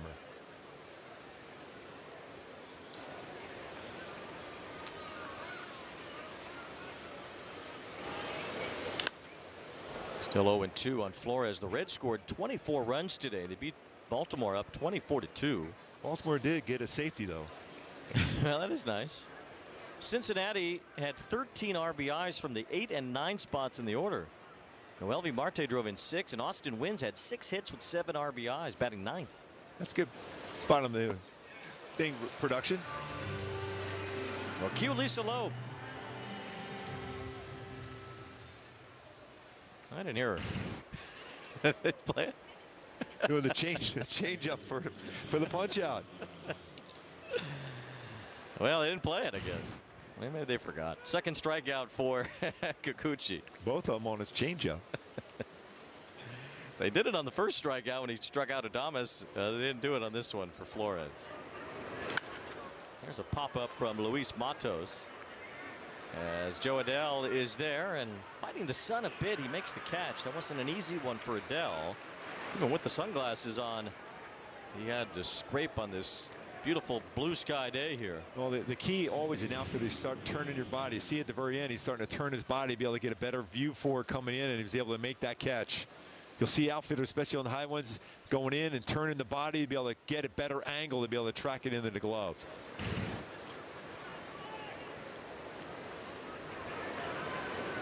Tyler Fitzgerald bats with 2 outs. Breaks his bat, loops it over short in the left center field. Racing for third base is Chapman as he makes it there.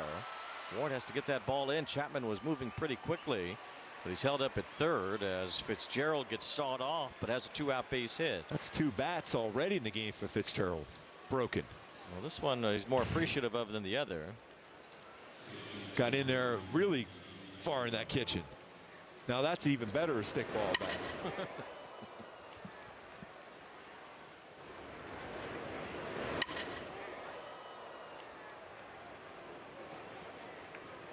I've heard in the past of some pitching staffs keeping tallies of which pitcher broke the most bats over the course of a season. Do you guys ever do that? No, but we always smiled and laughed when we did. Does that count? Ball one to David Villar.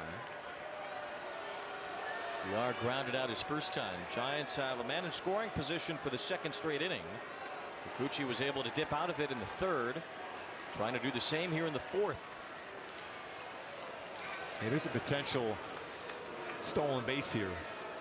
Fitzgerald's already got 4 stolen bases and draw a throw. Chapman mentioned great base runner. As soon as he sees that arm going forward, throw happy, he's going to go. That's one of those times you fake throw to second and throw back pick to third base.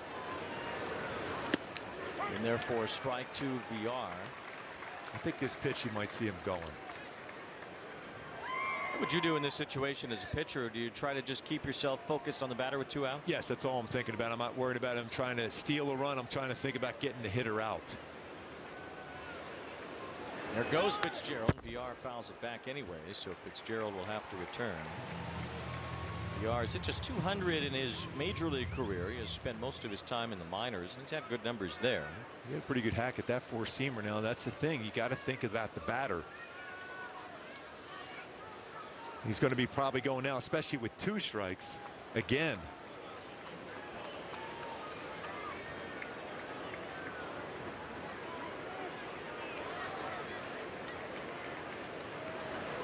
Kikuchi trying to slip by for another inning and put up a 0. Runner going from first. Villar hits it up. Oh, how about that play? The magician. Kikuchi. You say, I say. What a play. That is some hands. That is unbelievable.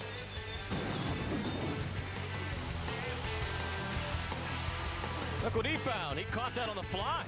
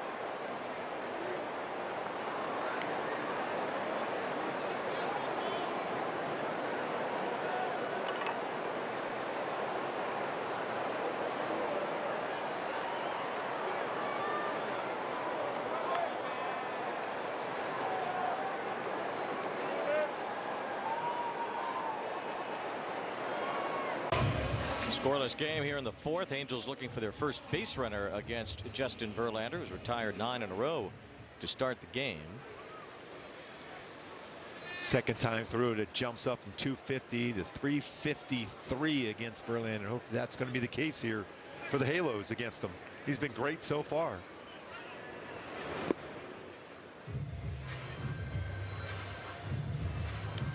Taylor Ward popped out his first time.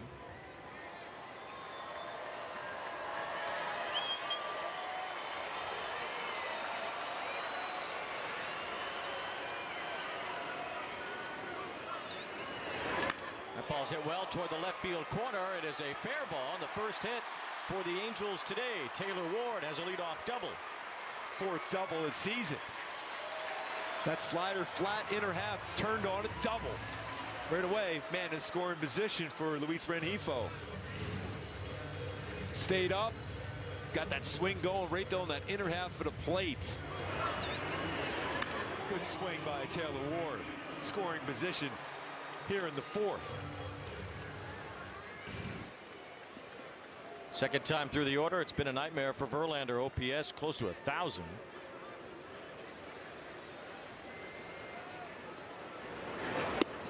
Luis Rengifo looks at a high strike on the curveball. That pitch looked even above the zone. Yeah, that was definitely not in the strike zone. They were working on some bunting. I don't think this is a spot where you would see Rengifo bunting to get him over.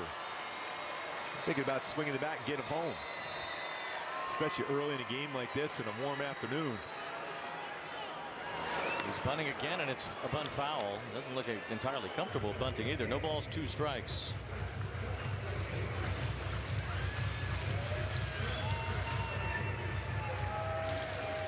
That got him on the hand too. Here comes the training staff. Matt Biancuzzo part of that, as the Angels tend to Rengifo here. Let's see on the replay. I think I get him right on the hand. Yeah, and that's got both the bat and the hand there, and it's still marking. I've seen some batters. I remember even my old teammate David Cohn, when he went over the National League with the Mets, he squared around the bunt one time and got hit right in the finger, and you could still see his finger bent the other way because of that one. Looked like an old football player back in the day. No, you don't want that. No. Yeah, you want to avoid that if you can. No balls, 2 strikes on Rengifo. Angels trying to get on the board here in the 4th inning against Verlander. They finally have their first hit. Verlander has been all over the strike zone today. 35 pitches, 25 strikes.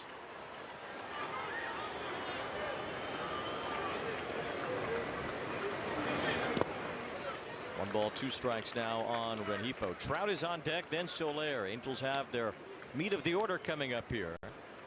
And Rengifo is so good as far as going the other way on pitches away. You wonder if Verlander, after that hit on the hand, if he wouldn't go back inside on him here.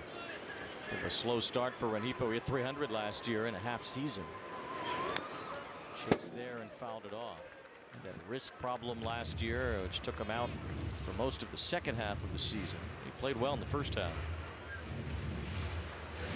A lot of time at third base. Yohan Moncada remains out. Really, the thing for Moncada is that he can't hit left-handed right now.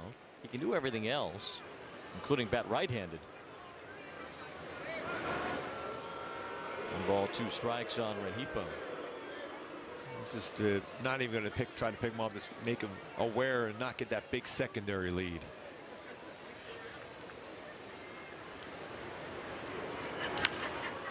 Because there was a time when you could steal a base against Verlander, but he's gotten a lot better as his career progressed.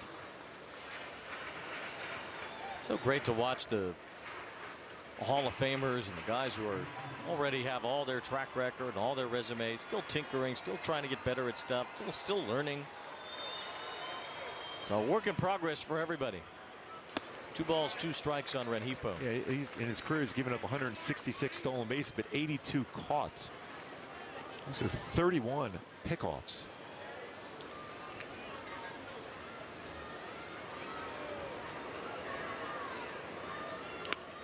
Rengifo continues to battle. I don't know that his hand still feels good, but he's up there trying to foul pitches off. And you can see what he's trying to do. If it's away, he's just trying to punch that ball left. Ramos has come in quite a bit in left field. Chapman, well, you can anywhere. He's got ground covered. That's on the outside edge, according to Laz Diaz. Strike 3. Rengifo didn't agree. That wasn't a strike. That's a Hall of Famer getting a Hall of Fame pitch called. That's not a strike, though. Nice job there behind the plate by Huff to be able to present it well, but it's not a strike. Mentioned Laz Diaz. Pitchers, they like him. Trout laid off on that breaking ball. 1 ball, no strikes. First base is open here. I wonder if Verlander would be a little more careful, even with his career success against Trout. really a spot where you'd want to make a mistake. I think you're going to. I was surprised even a breakable. I thought he would go upstairs with fastballs, and if he walked them, walk them. 96 on the fastball to strike out Trout in the first. Goes upstairs with that one. That pitch by pitch last time against Trout, and was successfully to get him out. Fastball up, four-seamer, fastball again, make it 1-1, four-seamer up, another four-seamer, and finish him off upstairs. That second strike that looked the most hittable to Trout that he fouled back.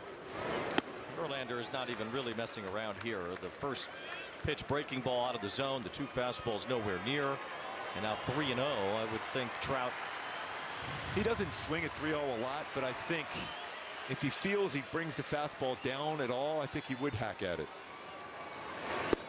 Wow, he's feeling a 3-0 slider. That's respect. That's a great pitch, 3-0. But now he might have to throw him a strike. You're trying to pitch around. Last Diaz now having a conversation with Ron Washington. I don't know if anyone was ejected in the Angels dugout. So one of the coaches kind of hightailed, and Last Diaz is still pointing at somebody else in the Angels dugout. Don't see anyone that is making any noise in there, but somebody was. And Ryan Goins having some words, but someone really got the attention of the home plate umpire in there. Well, a lot of strikes were called last night also. You remember that weren't strikes against the Halo hitters.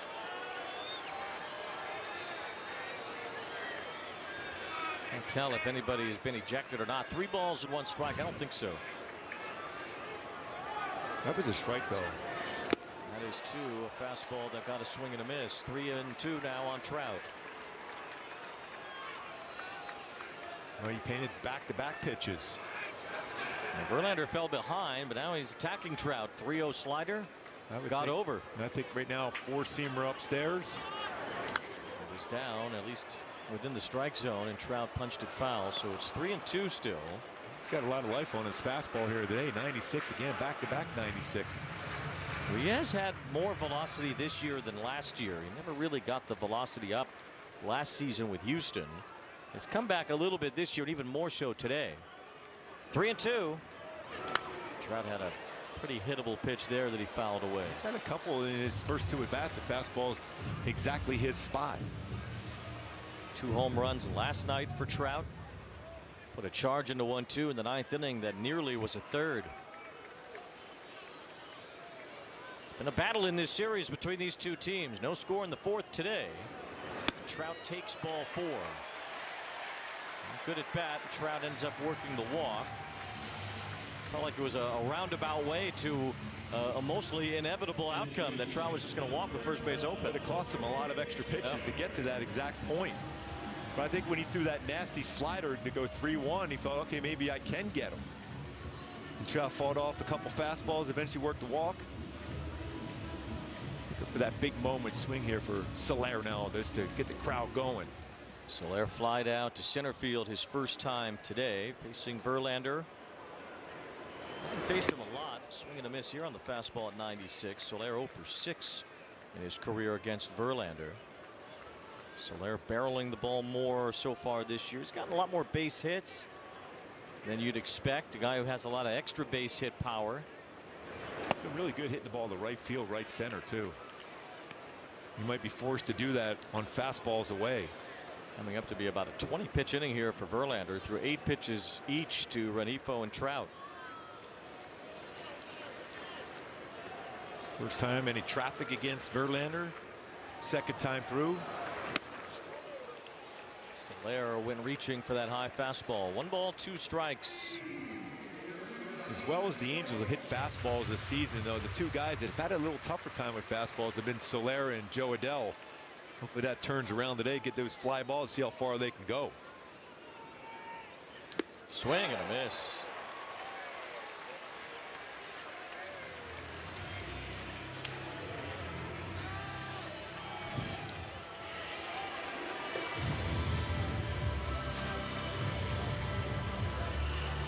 Take a look at our Coors Light beating the pressure as far as the Angels and how well they've hit fastballs this season. 260, 7th best, but the 2nd best as far as slugging percentage in the American League. OPS the 3rd.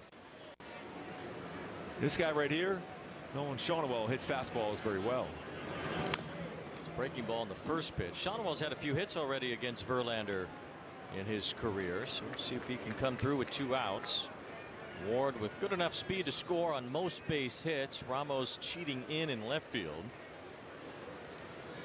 Lee is fairly deep in center, and Matos even deeper in right. Leadoff double. Angels trying to get on the board here and take a lead. A low scoring series between these two teams. Angels have outscored the Giants 4-3 in close to 2.5 games here. The Giants have averaged over 5 runs per game this season. The Angels had a couple of weeks stretch where they were hitting everything out of the ballpark. In this series, the runs have been tough to come by. Chapman chasing this pop fly. It is moving toward the seats, and it's out of play. That's a warrior out there on the mound, though, regardless of what his numbers are coming into the game. You just never know what he's capable of doing. He's reverting back to that dominant self so far. They can change around here with Shonwell getting a base hit and get that run home. Well, he's on a good team, and you know the pride of a guy like Verlander. He doesn't want to be the weak link on a strong team. Well, they're 14-6. They look every bit for real with the way they've played here in the first few weeks of the season. 1-2. Bounced that one, and it's 2 balls, 2 strikes. He really hurried up on that delivery of his changeup. I mentioned his changeup. He threw a good changeup to Shonwell first at bat. National League West is brewing up to be one of the best divisions in baseball, though Colorado is nowhere near what the other teams are, but the 4 in front are pretty good. Another changeup that Verlander doesn't get much out of. 3-2, so now the runners will go. That was a little better one on his delivery. He's about 53% fastball 4-seam usage on left-handed batters. A 3-2 count. See if he goes with it. Ward at second, Trout's at first. They're running, and it's ball 4. Shonwell did not even buckle at that one. It was an obvious ball. 3 in a row from Verlander loads the bases. Got such a good eye. Here comes J.P. Martinez. He's the Giants pitching coach. I always wonder, well, what's a pitching coach going to say to this guy? Say that, by the way, you're throwing the ball pretty good. You want me to go back in the dugout yet? Oh, yes, go back. Well, Justin Verlander is certainly. I think this is more of a breather right now because he's throwing so many pitches in this inning. Yeah, close to 30 now. Been a taxing inning as Logan O'Hoppe will be the batter. Grounded out to Chapman at third base his first time. And a big spot here for the Angels. O'Hoppe has hit the ball quite well so far this season. He has launched a bunch. And remember, he's got a couple of grand slams in his career already. That's nowhere near ball. Glad he took that. I knew it was going to be a breaking ball, and he's aggressive, but you also want to be aggressive on a fastball. Read the spin on that one. It's a good idea to let that one go. Real chance here for the Angels with the bases loaded and 2 outs. And Verlander again misses with the breaking ball. And now O'Hoppe has to be sitting dead red. Yes, has to right here. But you also got to keep a baseball within your zone. Don't help him out. He might try to run that one on the inner half on you. 2-0. He's nearly 80% fastball here. He paints it. That's a good take. Yeah. That's a good take. That's one heck of a pitcher. Yeah. It's one of those ones, okay, you got to believe you're going to get another fastball, but you're going to get one in a better spot for you to do damage. That's just a perfect pitch he threw. 2 balls, 1 strike now. And that was the one. That was the one. He got it. Now he's got a few options. He might go to the slider here now. 2-2, you got options. 3-2, you don't. As for Verlander. Think he'll go back to that breaking ball. Hasn't been effective in this inning. I still think he's going to try that one, though. That's a veteran move right there. When you throw that baseball away, you think, okay, that's what he's going to throw, a breaking ball. And now I think he might throw a fastball. Not that I ever tried that one before. You're all over the place. I want the scenes for a good breaking ball. 2 balls, 2 strikes, 2 outs, bases loaded. The breaking ball strikes out O'Hoppe. A master at his work. Justin Verlander leaves the bases loaded.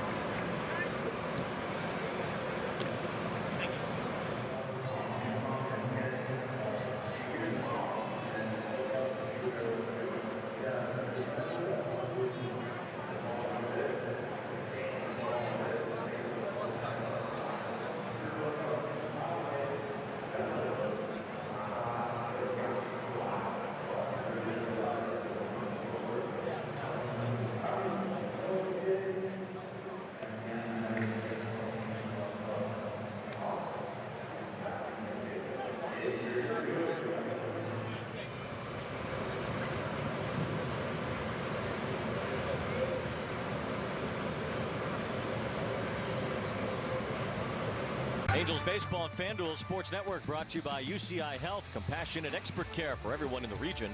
Learn more at ucihealth.org. And by Pechanga Resort Casino. Play your perfect combination at Pechanga. Conveniently located off the I-15 in Temecula. Well, some great moments over the years here at Angel Stadium, and the 2002 World Series stands above the rest as the Angels took it in 7 games from these San Francisco Giants. No score in the 5th inning on this Easter Sunday. I want to pour some attention toward a great old Negro League player that ended up having a few good years in the major leagues in the late 40s and early 50s. His name was Luke Easter, and he was a big man. He was 6'4", and he had a few seasons with Cleveland where he crushed home runs. Was a guy with prodigious power. He had 31 homers for the Indians in 1952, and they would call his home runs Easter eggs. Strike here to Huff. So Luke Easter is our Easter Sunday representative, I think. Today. It's a good pickup there, Wayne. Oh, thank you. Appeared in the 1948 World Series for Cleveland. Swing and a miss as Kikuchi strikes out Huff.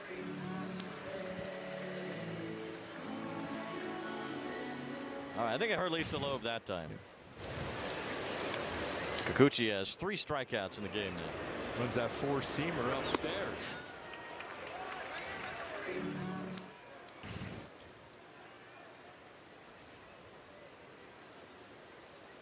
He's got nearly a 29% whiff percentage versus his 4-seam fastball.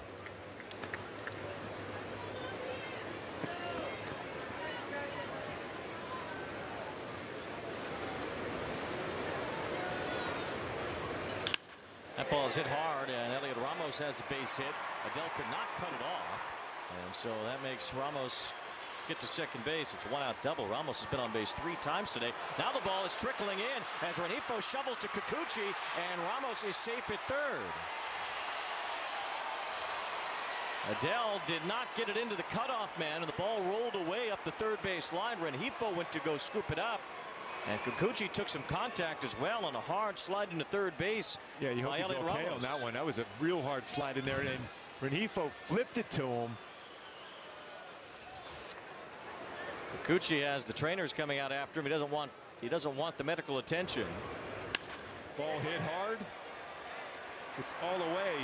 It's 110.5 off the bat. Dell just flung it in, and he had nobody in the vicinity of his throw. Airmailed Neto, and Anderson couldn't reach it. Rengifo had to go get it. Good job by Kikuchi to get over there, but Ramos was able to beat the throw anyway. Even with Kikuchi dropping the ball, had he caught it, Ramos still would have been safe. So it's a double and an error on Adele. Put the man on third base here for the Giants with just 1 out. Willy Adames coming out. More traffic for Kikuchi. And Kikuchi again, because he does everything so well, he was in position to back up to be able to have that quick throw over to him. And Adames is a very aggressive first pitch fastball hitter. And ideally you want to throw a fastball in the hands of a hitter, especially with the infield in. You wonder if he goes away from that and tries a slider instead. Willy Adames 0 for 2 today. With the way Verlander has looked, with how successful the Giants bullpen has been, starting to look like this is going to be a low scoring game. Nothing in the 5th. And that's why the Angels have their infield in here with Ramos at third. So often we say when you have that momentum and you're unable to score a run like that right away, your opponent bounces right back, and now it's up to Kikuchi to see if he can make some great pitches. He can get a strikeout, which he would need here. 1 ball, 1 strike. Hit hard and into left field. Base hit. Giants take the lead. Adames drives in Ramos. 1-0 San Francisco.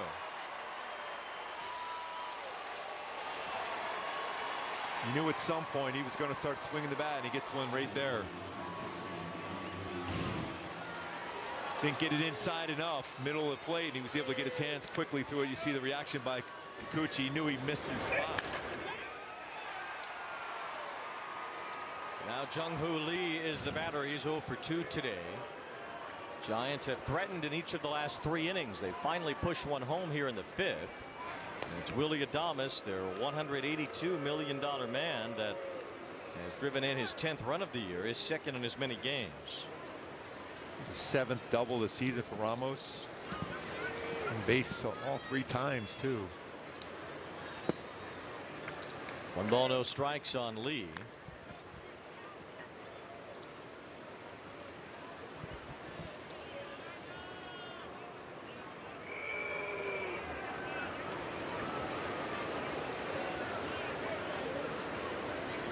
That's yanked foul.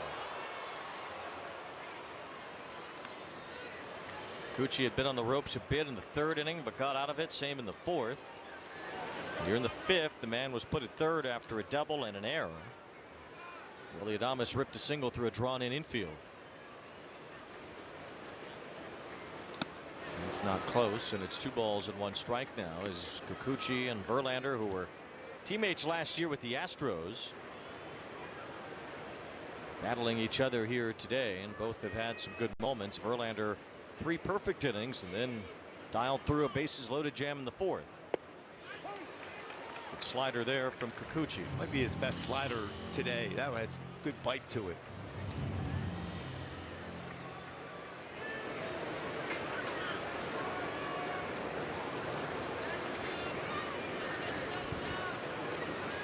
Runner is going as Kikuchi fouls one off. Kikuchi has thrown more changeups today. He has not thrown the slider quite as much.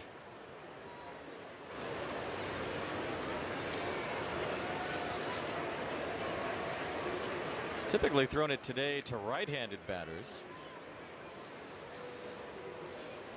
He's not thrown it much to the lefty Lee except for that last one. 2 balls, 2 strikes. Swing and a miss, and that was another great slider for the strikeout. Felt like he dropped his arm angle just a tad on that one. And real good break on it. See, he dropped down just a little bit more. Better depth on it. Knocked Lee's helmet off with that swing as Kikuchi gets his 4th strikeout. 2 away, and Chapman's the batter. Walk for Chapman in his last time up. Flied out to right field in his first at bat. He takes ball 1 on a curveball. Matt Chapman out of El Toro High School in Lake Forest went to Cal State Fullerton, and that's where the A's drafted him. 1st round pick late in the 1st round in 2014. He's won some Gold Gloves and he's had some MVP votes, and he's really put together a nice career. He's a difference maker even with the glove. That's the thing too. Mentioned all around really good player, good base runner, along with all the offensive skills he's got. Among the major league leaders in defensive runs saved since his major league debut. He really is a complete player and a good clubhouse leader as well, which the Giants like to have. 2 balls and 1 strike on Chapman. Fooled there on a good break on a changeup, actually 2-2. Yeah, good arm action on that changeup.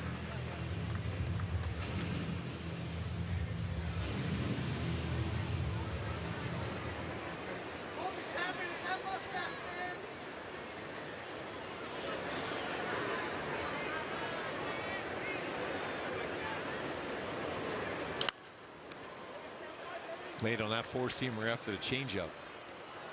Thomas kind of started and stopped at first base before that pitch was delivered. It's not a bad idea too, especially when your batter's got 2 strikes on him. The worst case scenario, if you can throw it, you still give him a fresh at bat next inning. Now it will be Adames taking off with the pitch on 3-2.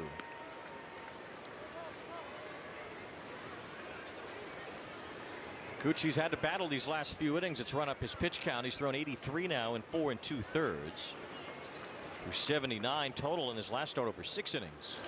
Chapman fouled it, and that's good for the Angels. That one ended up foul because it would have scored Adames had it stayed fair.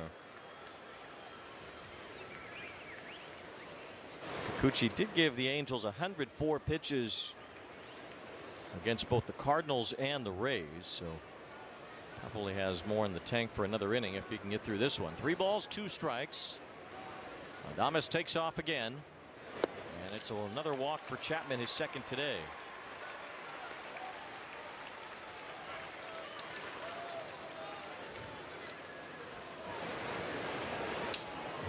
Barry Enright heads to the mound. Hyundai will drive us to our next at bat. With features you won't find on CR-V, RAV4, or Forester, only a Tucson compares to a Tucson. Wilmer Flores will be the batter here. Adames at second base and Chapman at first. Giants have taken the lead in this inning with a double from Elliot Ramos setting it up. Jung-Hoo Lee struck out earlier in the inning, and we saw, I think, Kikuchi's two best sliders to lead. Yeah, and you see, I think what it came down to is that different arm angle. He dropped down just a little bit, and he had some serious break to a vertical drop to that. Slider drop has gotten better, which means it's been a more effective pitch for him. I think early on, especially even in spring training, he was trying to throw a lot more sweepers, and I think that kind of took away from his normal nasty slider.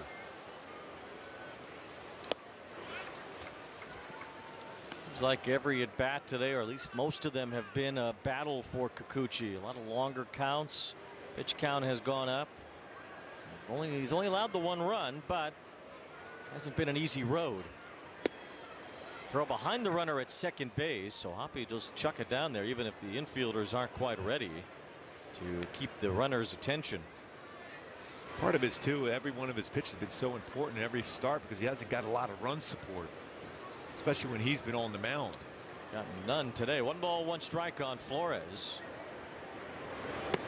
It's 2-1. Flores, a good RBI man, has driven in 24 on the year. He's good in the clutch. He's hard to strike out. That's part of it.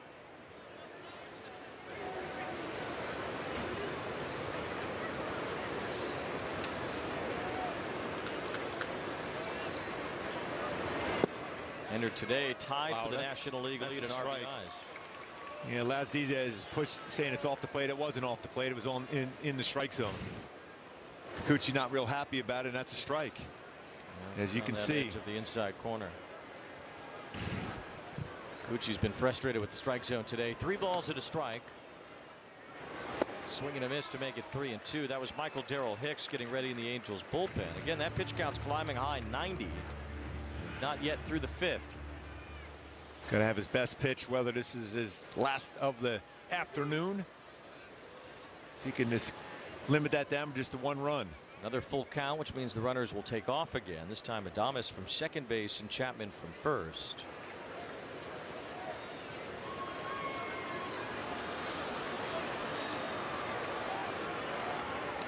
Three and 2. Swing and a miss. Strike 3. Kikuchi has battled today, but the Giants just have the 1 run. Yusei Kikuchi has struck out 5-2 in the 5th inning.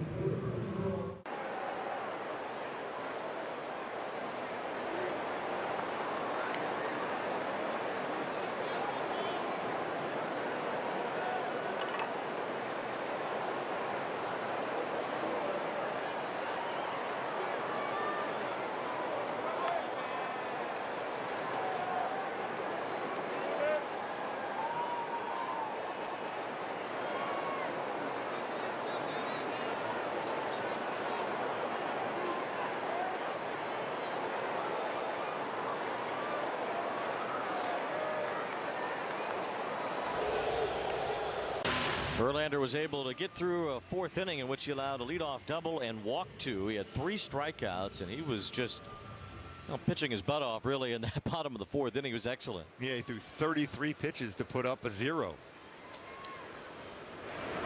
Zach Neto hammers one left center field. Back for it, not even trying to go after it is Ramos. It is long gone, and Zach Neto has his first home run in 2025. It was a rocket.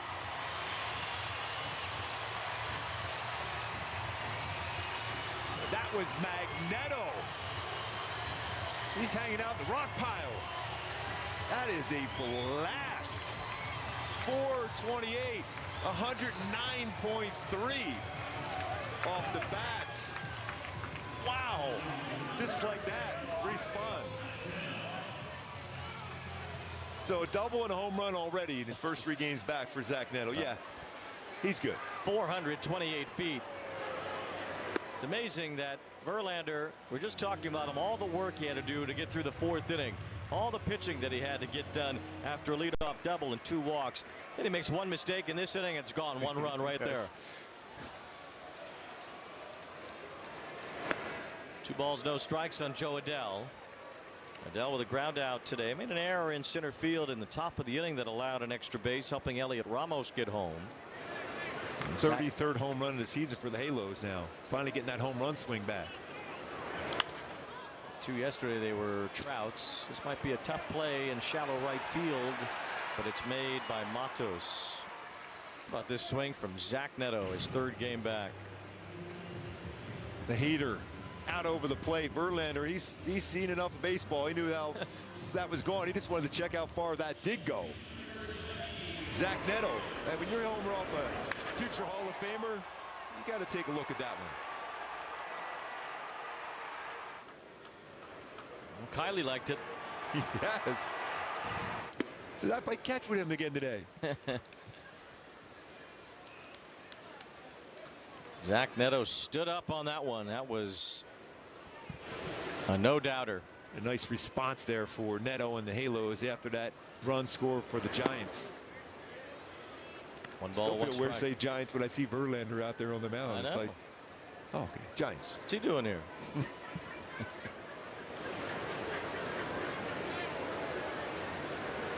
It's tied up. That gets Kikuchi off the hook. Anderson hits one a mile high. Grabbed by Adames. 2 outs after the homer by Neto, tying the game. It's like Kikuchi might come back out for the 6th inning, even around 90 pitches. I think he is. So Taylor Ward will be the batter now. There is an off day tomorrow. Everyone get extra day rest, so I think it's going to give him an opportunity to go back out.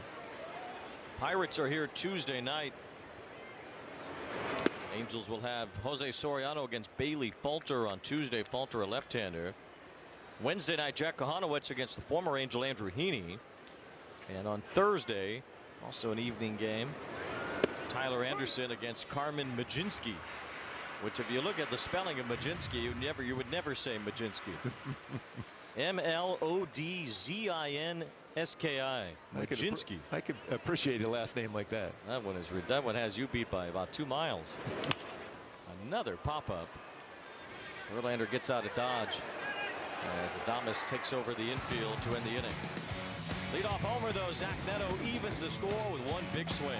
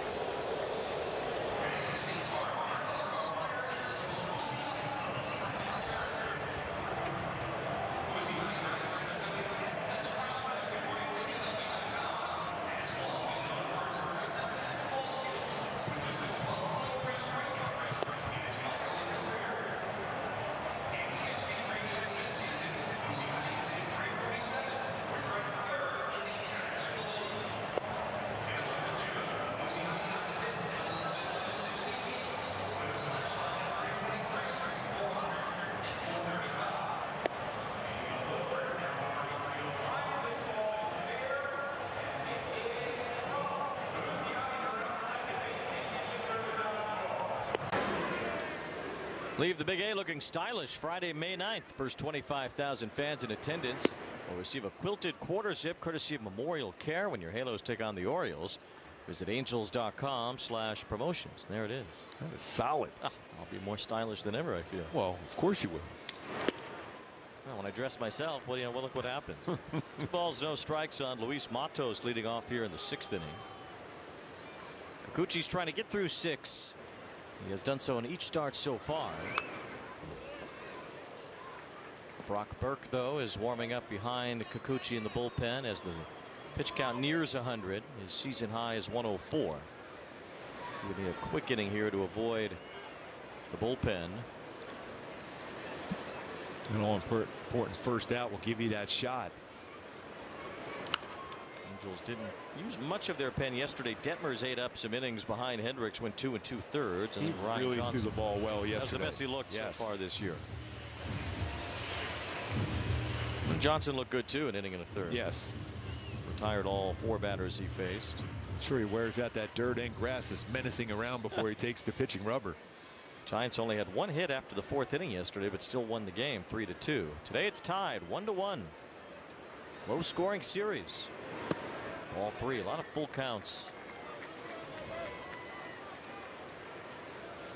Yeah, if you want to get an opportunity to be able to get a little bit deeper in this game and give yourself a chance to pick up a W, you have to get this first batter here. Otherwise, Ron Washington probably goes down to the bullpen.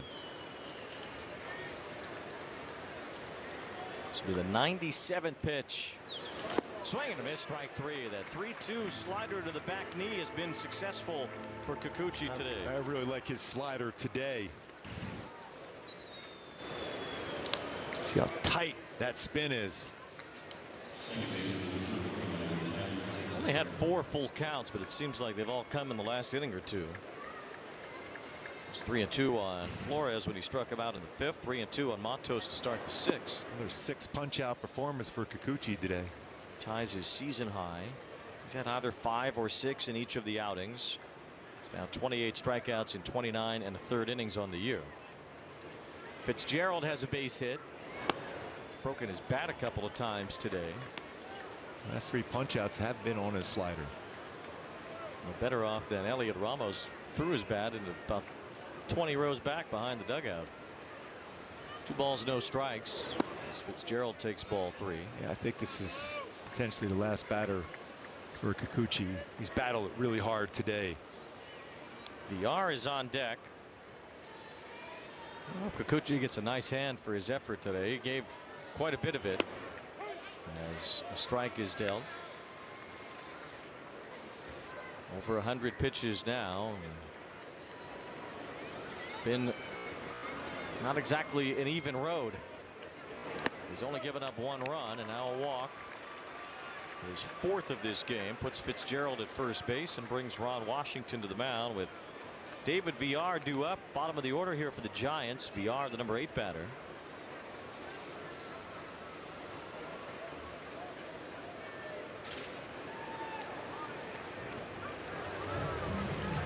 It's a slow walk out there. I think that's one of those ones he's going to be going down to the bullpen, though he still might give his veteran there Kikuchi a chance. Now there's the point. Brock Burke will have his chance here in the 6th inning to keep this game tied. Really a good effort from Kikuchi, and the fans are letting him know they appreciate it.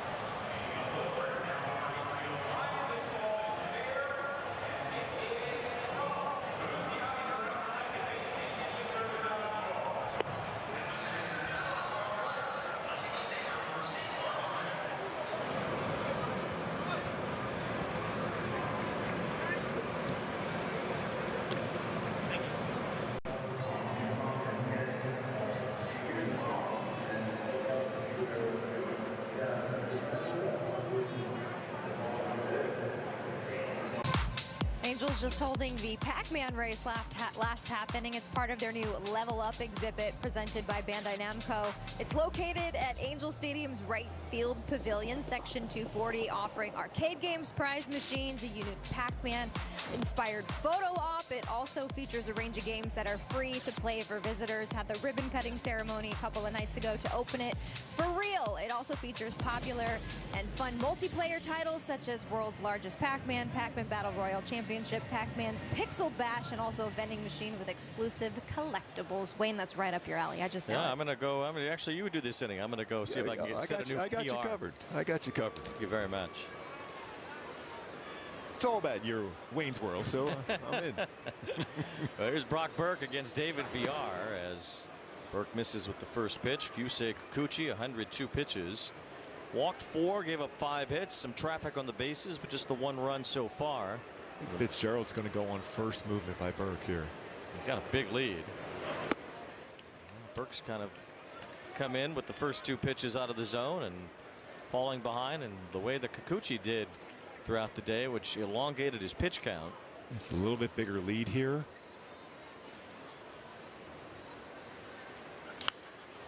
See Fitzgerald trying to get a read on Burke's move. Burke's pretty quick to the plate. Yeah, he's got a pretty good move, but you're right, he's quick. The guy that I remember, Cliff Lee, was incredible as far as he didn't have a great move, but he was so quick to the plate. That stopped the running game against him. Cy Young Award winner, real good pitcher in his day. There goes Fitzgerald. He's caught. Shonowell's throw to second is in time. Fitzgerald is out.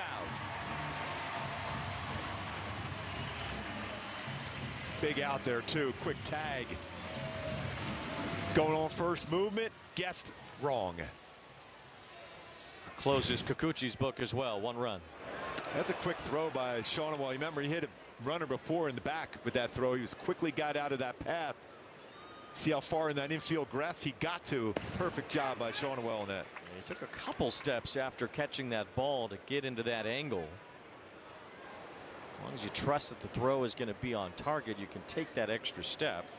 Most first basemen will just take 1 extra step, but he kind of took 2, maybe even a third there. 2 balls and 2 strikes on VR. It's line to left, and it's a base hit.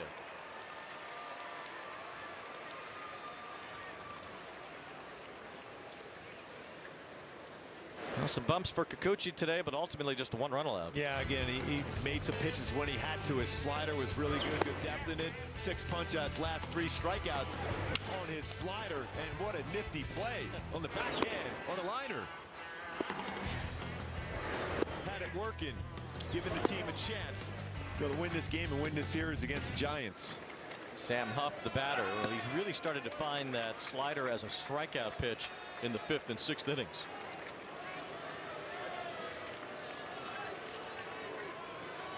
Couple good lefties sitting there next to each other. Kikuchi will get a no decision for his effort today, so he will still search for his first win as an Angel when the team goes to Minnesota next weekend. Another road star for Kikuchi. Be 5 of 6.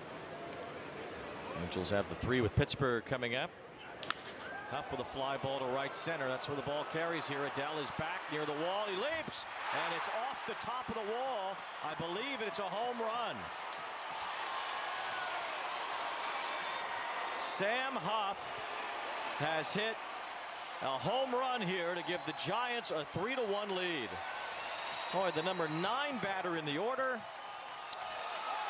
So many good players in this Giants lineup, and it's Sam Huff who has put San Francisco on top. First home run of the season. It's a changeup right in the heart of the plate. Gonna look at this, but it's over and off that off. LED board. Way above it. Good effort by Adele, but he could not reach it.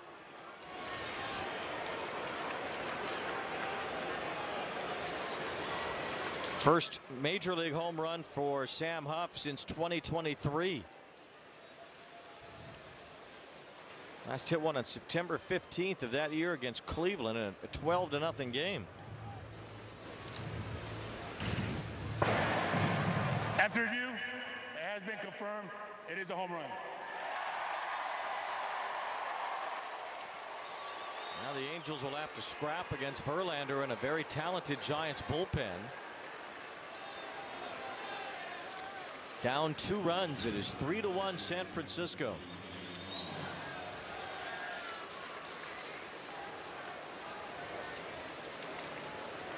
He generated all that power on a changeup too.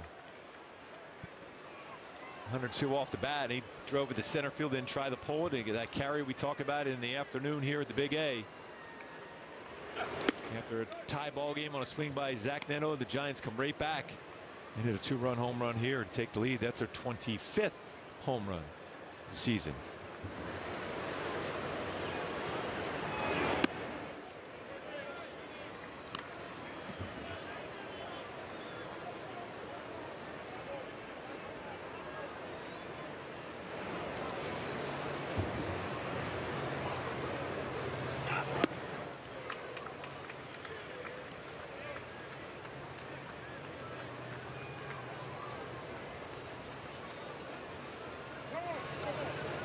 Two, 3, 4 coming up for the Halos in the bottom here of the 6th.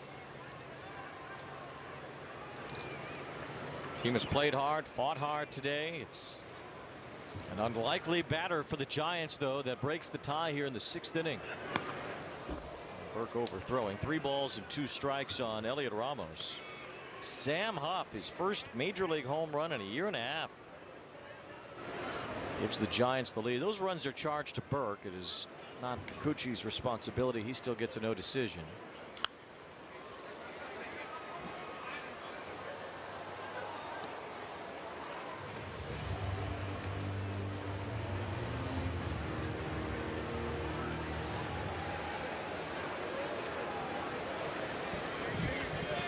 Imagine that bullpen will be getting up with the Giants too as Verlander takes the mound there in the 6th. Their bullpen has been spectacular this year. 2nd lowest ERA in the major leagues, only behind the Padres, who have a great bullpen. Full count here on Elliot Ramos. Another foul as Burke racks up 15 pitches here to these first few hitters that he faces. Gave up the base hit to VR with 2 outs after the caught stealing, and then the home run to Huff. I mean, the 8 and 9 batters in the order, those, you've got to get those guys out. This is a spot of lineup you don't want to deal with, and already almost on for the 4th time today. 2 walks, 2 hits. Now Ian Anderson's up in the Angel bullpen.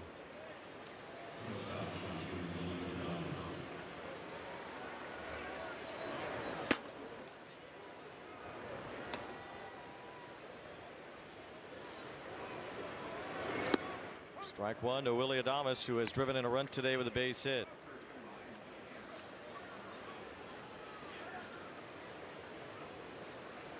Still a lot of time here for the Angels to make it up. They're only down by 2. Burke's throwing hard, but he has allowed every man he's faced to reach here. A base hit, a home run, a walk.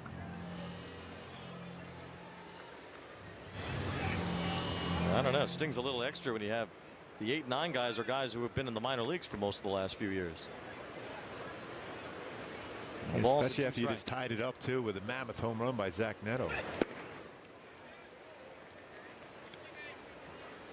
That's why they've been playing so good this season, though. The Giants. I see really solid on the road. They've gone 10 and 5 away from Oracle Park. They've spent most of their season so far away from Oracle Park. Will return home after the game today. That ball is foul. Giants will head to San Francisco and host Milwaukee in a 4-game series that starts tomorrow. Then the Rangers will be in San Francisco on Friday. Hoping that Friday game is the Apple game, hoping that it's Verlander and DeGrom. That's how it's lined up right now. Pretty good. Speaking of Verlander, he's been sitting in that dugout for a long time. He's done this a lot in his career. You wonder how much of an effect that'll have on him.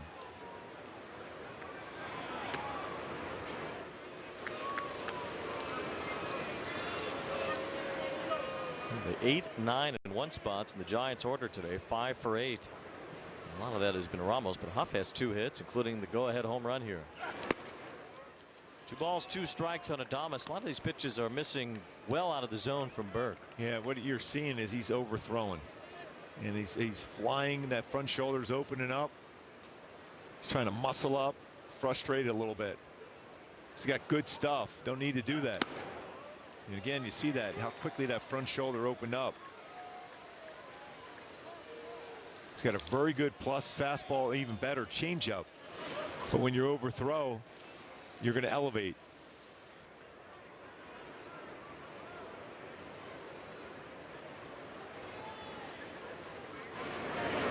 Good pitch there to get out of the inning, but the damage done. The Giants take the lead on a 2-run homer.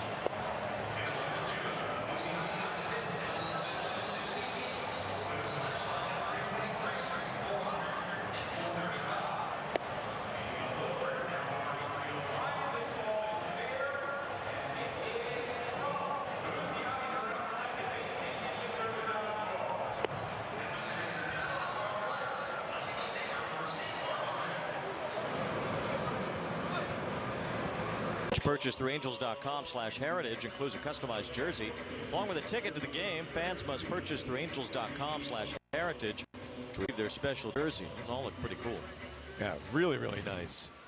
Now the Angels would like to get their offense going. This has been a slog for them offensively over the last several games now. Just 1 run, 2 hits today against Verlander as Rengifo takes ball 1. Now it's been 21 minutes since his last pitch. He's obviously a veteran and a Hall of Famer, but what did you do to try to make sure you went back out there? I tried to sneak an extra pitch or so when I went out there to the warm-up, but also try to keep my legs loose, moving around in the dugout as much as possible. Although at his age right now, though, and it had a battle there through these last couple of innings, you wonder how strong those legs are. So that's why it's big if you get a base hit here and give Trout a chance to swing the bat against him before he settles back in.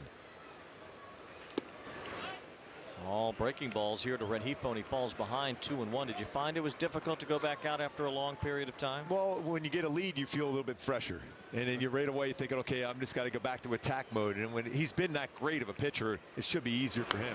Rengifo had a fastball there that was in the spot, but fouled it. 2-2. And down a little bit. That's at 92. Granted, he wants to throw a strike, and he can't be beat on that pitch because it's a 3-1 lead. But we've seen 96 from him. Generally, throughout his career, he usually would go up miles per hour as the game progresses, too. Angels have not had more than 6 hits in a game since last Sunday. They've been struggling to string hits together as Rengifo fouls that one. 2 balls and 2 strikes. Ron Washington said before the game and said, look, these are the guys we have, and these are the guys that are going to stay in their spots in the order, and they have to get there, whether it's through batting practice, meetings. The process has to continue, and they need to find their way into success. That big part of the field is your higher percentage of getting a hit. Still 2 balls, 2 strikes on Rengifo. That was a little firmer on that. Was 95. Still got it. Certainly does. 80 pitches today. This has been Verlander's best start so far this year. At age 42, the future Hall of Famer. Renifo had a good cut. Verlander has added 5 strikeouts to his ledger, now 62 away from 3,500. He would be the 10th pitcher in Major League history to reach that number. So far in this at bat against Renifo, Renifo's had a number of pitches right in the middle part of the plate. Now they haven't been all the same pitch type, but he's had some pitches in the zone. Ball 3 was the all-time strikeout king. That will never be broken. No, 5,714 for Nolan Ryan. A lot of those were in this ballpark in the 1970s at Angel Stadium. A lot of them. 3-2. Slapped foul. Good at bat here for Renifo. And with the bullpen going right now for the Giants, you wonder how many more. Even though it's still manageable pitch count for Verlander. They have a lot of guys they rely on. One of them is Randy Rodriguez, who is warming up right now. I wouldn't be surprised if Renifo gets on and he wouldn't go down to the bullpen. Bob Melvin. Trout is on deck. Full count on Renifo. Line drive. Here comes Lee after it as he dives and he makes the catch. What a play by Jung-Hoo Lee. It's a great first step again.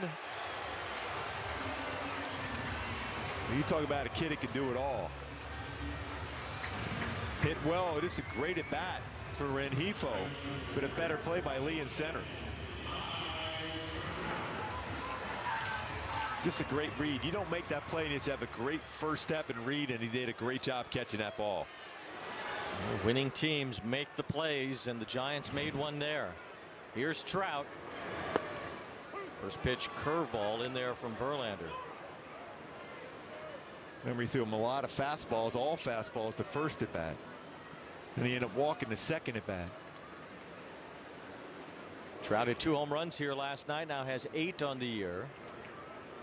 Just 1 off the major league lead. Another slow breaking ball from Verlander to make it 0-2.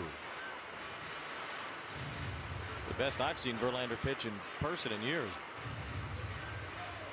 He's pitched very well in his career versus the Indians. Early on, he didn't as much. 17-game winner against the Halos in his career. 9 wins here in this yard.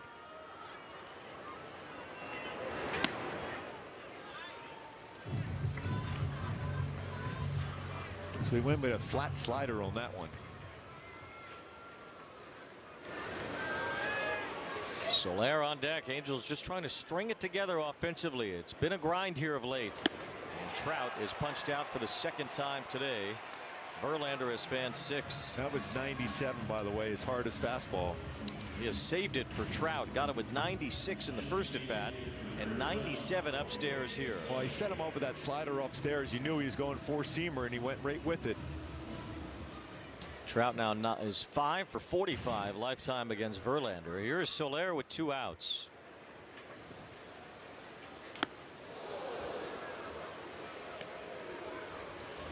Justin Verlander, a 9-time All-Star, a 3-time Cy Young winner. That's almost an automatic Hall of Fame in and of itself.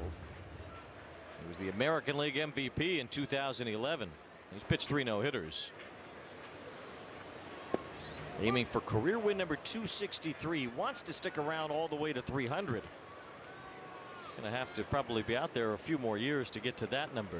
Well, he says he patterns up Tom Brady to be able to pitch like in quarterback into the mid-40s. Well, Brady, I think, was 45 when he finally retired, and that's the number that Verlander is aiming for. You need to get to 45 years old to reach 300 wins the way that it's gone here, especially over the last couple of years.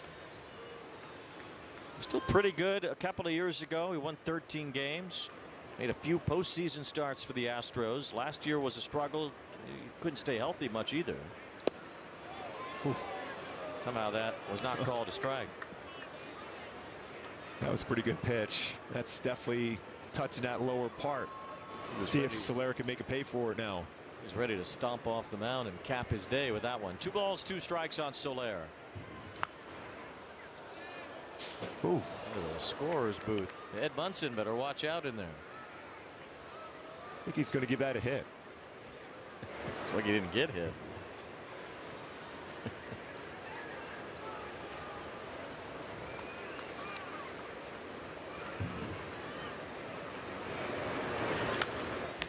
Soler needs to start hitting it the other way. I'm nervous. He gets that up in the air. That could go a long, long way to the other way. Certainly can. There's nothing like the power of Jorge Soler. He can hit a mammoth home run with the best of them. Saw Zach Neto power one out earlier at 428 feet. That was a big boy home run. The guy who's not really all that big in Neto. A shattered bat and a roller that stays foul.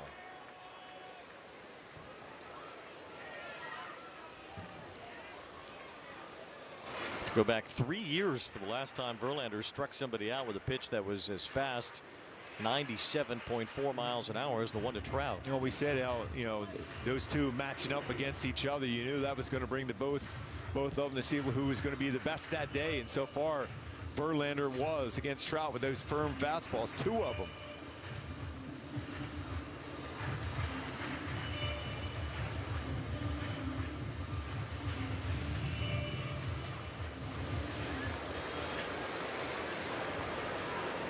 I think last batter either way here.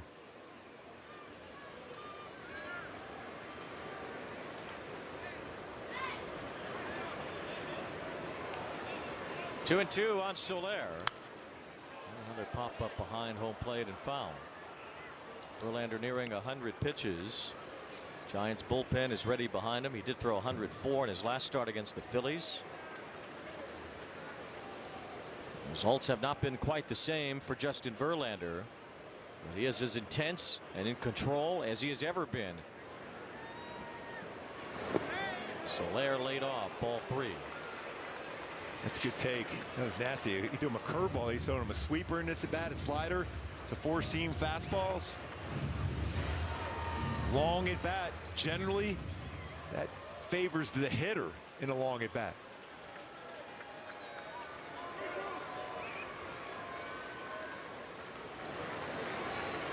Three balls, 2 strikes. Another pitch coming from Verlander to Soler. And a breaking ball is lifted, but not carrying. Ramos waits. Justin Verlander, 6 solid innings, drinking from the fountain of youth at Angel Stadium today.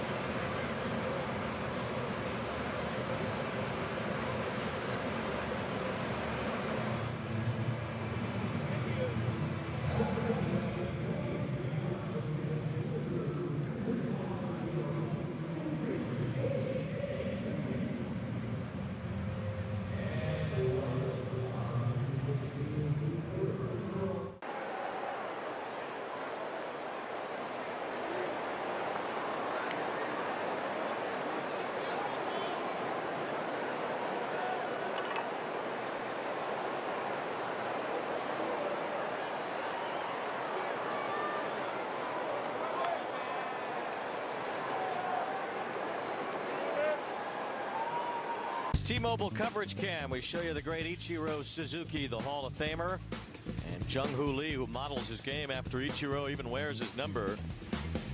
Certainly see the similarities from Ichiro. And the grandson of the win, Lee has had a good series and made a great catch in the bottom of the 6th inning on a line drive off the bat of Luis Rengifo. Lee will lead off here in the 7th inning against the new Angels pitcher, as Ian Anderson will enter the game. Another good crowd today, 36,026 after a sellout last night and a near sellout on Friday. This has been an extremely well-attended series, and for the first 6 now Angels home games, there have been massive crowds. I hope to see the fans continue to come out. support the Halos here at the Big A with 3 more home games in the upcoming week against the Pirates Tuesday, Wednesday, and Thursday. You know, Paul Skeens will not be pitching in those games.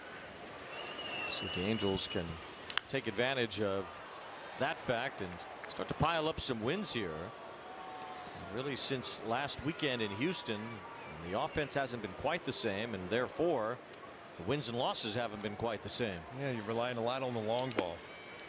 And when the pitcher's making some pretty good pitches, sometimes that's tough to do that. Bunching some hits together like Ron Washington, we were talking about it earlier, Wayne. You got to find a way to do that. Need some walks. Just traffic. Angels were 9-5, and suddenly a tough week sends you backward. If they don't come back today, they'll be 10-11, under 500 for the first time since their opening day loss. You can always say that's a warrior out there. Verlander was great today. Has to mean something too. You see him sitting next to Logan Webb. I mean, Webb is already a great pitcher and getting better, but he gets now to have Justin Verlander next to him and available to him at all times. Yeah, I mean, those two together, it's about pitching and utilizing your fastball. You know, for Webb, it was his changeup, especially against the righties. Today you saw Verlander run that 4-seamer, but he also mixed in his changeup, his curveball, and slider. He was reaching on this foul pop-up. That's the one I want right there. I think you can get that one. Even having to bounce up here.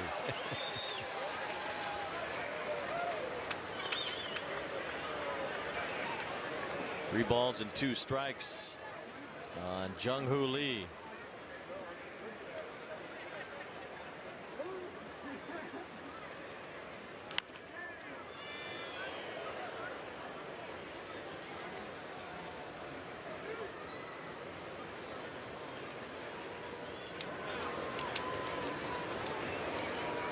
Very good hitter with great speed too at the plate.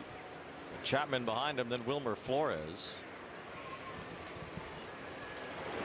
That ball is ripped to the right field corner. It is deep, and it is a foul ball.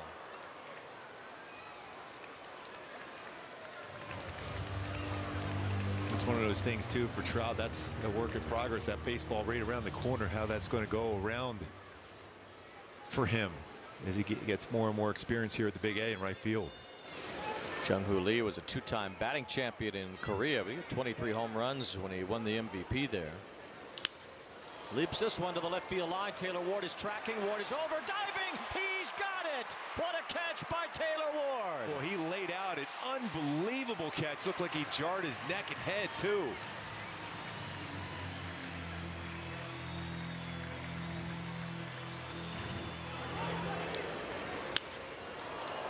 Arco top tier play.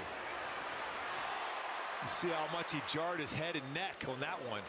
If he doesn't get that baseball, that's at least a triple. Because that's going to go around in the corner. His sunglasses go flying, everything. Tremendous effort by Taylor Ward on that play. Wow, what a catch. Chapman's the batter with 1 out. Here you go, Wayne. Hey, they're threatening us up here pretty good today. Yeah, all day it's been like this. At least they've mostly been soft, except for the one in Ed's booth over there. Yeah, Soler, it's never going to be easy when he hits it.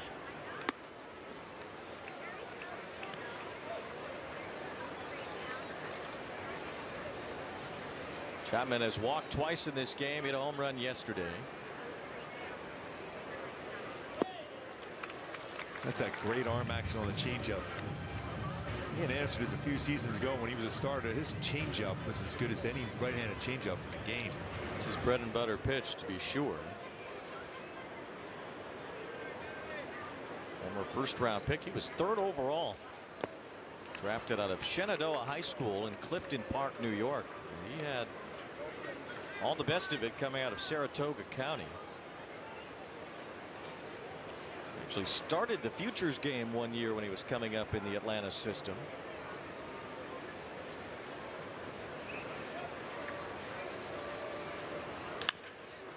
Chopper to Rengifo. Yusei Kikuchi was able to finish strong today thanks to his slider really darting around. Yeah, last couple of innings, it was back to where you saw last season when he was a dominant pitcher for the Astros. What he threw, how many swing and misses? 5 of them in the last 2 innings, including 3 strikeouts. It's nasty. I thought he dropped down a little bit on one of them. Lee, he had a really good action on his slider today. That's a good sign for him going forward. Back-to-back solid games. No call there from Laz Diaz on a fastball at the bottom of the zone to Flores. 2 strikeouts for Wilmer Flores today. He's DHing for the Giants. He's grounded out as well. To battle back against a really good deep bullpen now. It'll be Camilo Duvall first out of that bullpen. Duvall been the Giants closer, and he does have a couple of saves this year too, but he's mostly become a setup man for them.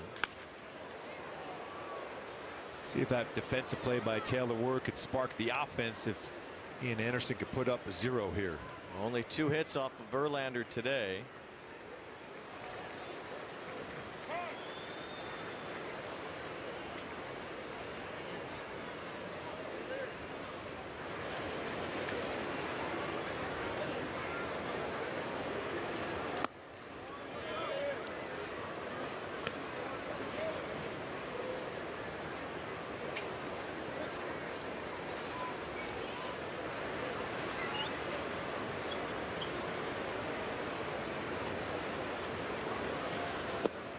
Walk to Flores. It's the 6th free pass issued by the Angels today. It's something they haven't done much of on the offensive side. The Verlander walked 2 today. It's the frustrating thing, those 2 out walks too. Just when you feel that you can get that momentum from a defensive play like that by Ward. Luis Matos now will stand in. Matos playing right field today.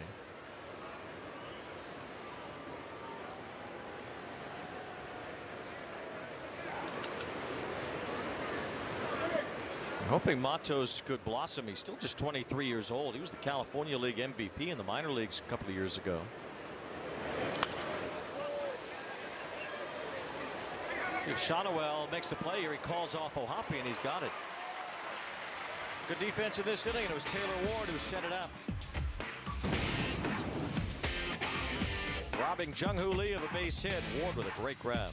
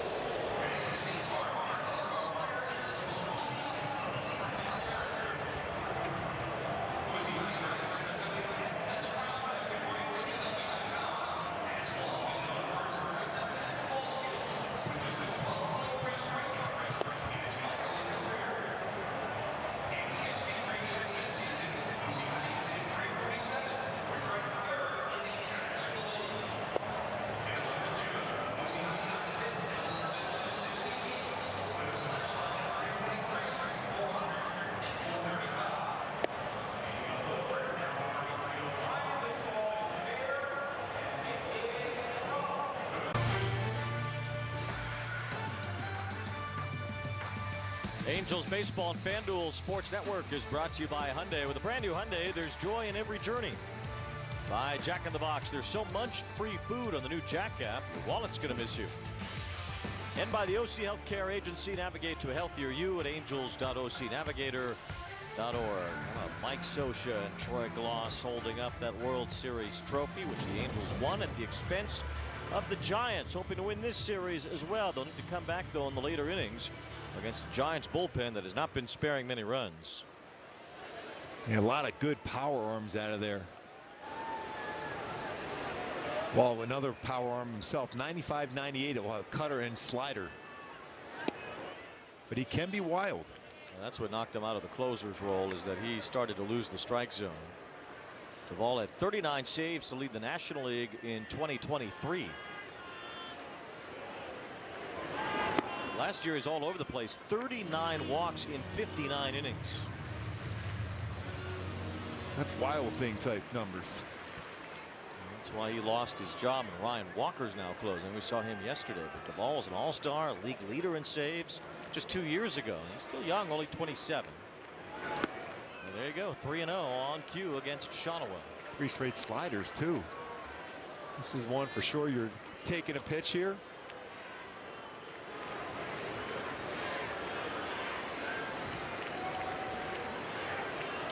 Not even close. Ball 4, quick walk.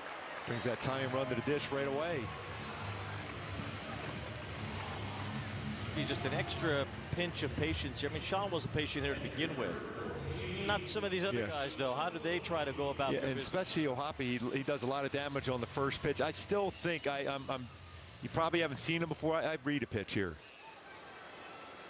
As much as you want to be aggressive, I make him throw it in the zone here, first pitch. I mean, that's a nasty pitch. Good take. And he just did just that. Right on the edge of that outside corner. O'Hoppe had that long home run at Oracle Park against the Giants last year in San Francisco. Duvall's not able to find that slider yet. He's missed with all of them. Yeah, that's leaping out of his hand. You see his elbow dropping as he's delivering the slider, not staying on top of the baseball. That's a good sign for O'Hoppe with his power. Well, Melvin has the bullpen up again. He's not going to mess around here and wait for Duvall to figure it out. He has to face 3 hitters. And after that, we'll see if he can't right the ship. San Francisco might go right back to the bullpen. Rodriguez had been throwing earlier, and he's up again.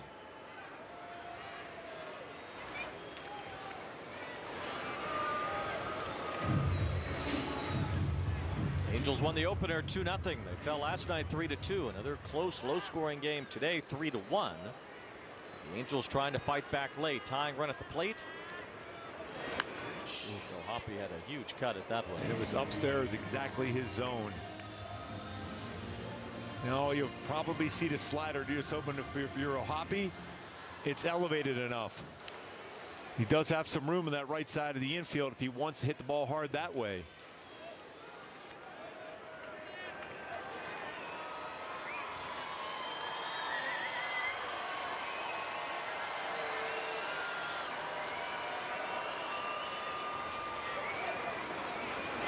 Swing and a miss. Duvall got back with the fastball and struck out O'Hoppe. That was right there. Zach Neto, take a look at our StatCast feed powered by Google Cloud, where he got this pitch. 109 off the bat, going 428. Was able to get that, track that out in front, and that went a long, long way. Zach Neto, great idea, great view of that swing there for Zach Neto. Go to first with Shonowell diving back. It's Neto at the plate here. Coming off that at bat where he hit his first home run of the season, hit a double in his first game of the year the other day. The bat's been fine here to start for Neto. He got that pitch out in front to be able to hit it that far too. That's how quick and strong he is. Together an all-star caliber season last year.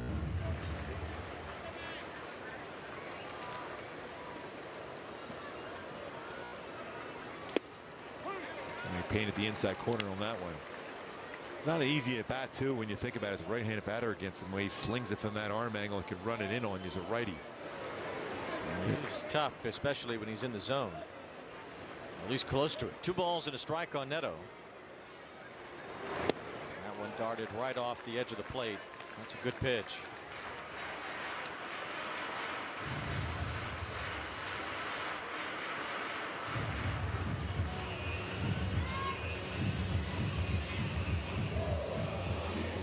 Neto joined Bobby Bonds, Mike Trout, and Devon White as the only Angels to have 20 homers and 30 steals in a year. Added 34 doubles on top of it. It was impressive in his first real full season in the major leagues. 1 ball, 2 strikes. And that one tied him up inside. It's 2-2. He almost got him too. I remember early in his career, not that he's been around forever, but first season he was hit by a pitch a lot. Came up right around now 2 years ago. It was April 15th when he made his major league debut in Boston. Full count now on Neto. What do you look for? 3-2 here. You know what? I still think his best chance of throwing a strike, even though he hasn't been consistent with it, would be his slider. I think there's a great chance he's still going to see a slider here.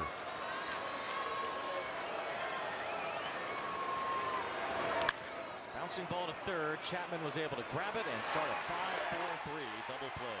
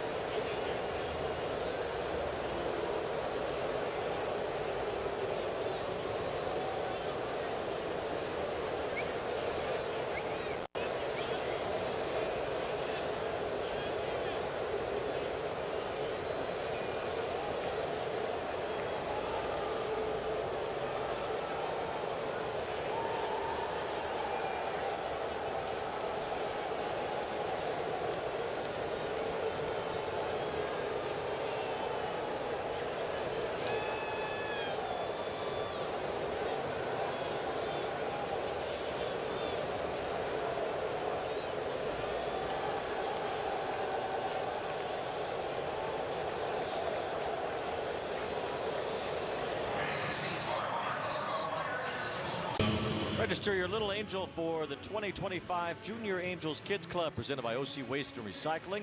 Members receive 4 ticket vouchers, a Zach Neto headband, and more for only $20. Visit angels.com/juniorangels for more info.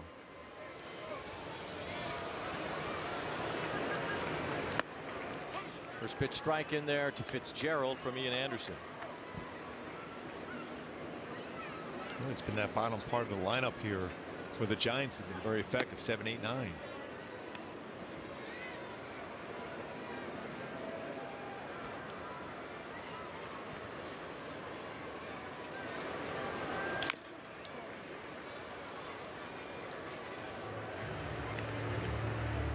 Anderson walked a batter in the 7th but put up a 0. The Giants have been held in check offensively in this series. They have managed a total of 6 runs, but they're 6 outs away from winning 2 out of 3. The Angels offense has not been able to respond. Outside of the Trout home runs yesterday, they didn't score. And a couple of runs early on Logan Webb, and that was it, but it was enough to win that game. Tonight, just 1 run, 2 hits in 7 innings. Verlander shut him down, and Duvall was scoreless in the 7th. Verlander with 64 strikes at his 98 pitches. Tell from here that it's Tyler Rogers warming up in the Giants bullpen. Pretty unmistakable. Yeah, you can pick up that delivery. He has been great this year. Feels like there have been a million full counts in this game from an Angels pitcher. Anderson here on 3-2. walks Tyler Fitzgerald to start the inning. The 7th walk now issued by the Angels today. And that's a lot of speed now on the bases. Able to pick them off last time. Kikuchi did. Or to say Brock Burke did. A lot of traffic at the bottom of the order. Fitzgerald's been on base 3 times. VR singled in his last at bat, which set up Sam Huff's 2-run homer. Huff gave the Giants the lead in the 6th. First pitches have been out of the zone here, which results in falling behind, which results in the full counts, which results in the 7 walks. It's a pretty good count for action too. 2-0. Here comes Barry Enright. Angels bullpen is up right now too.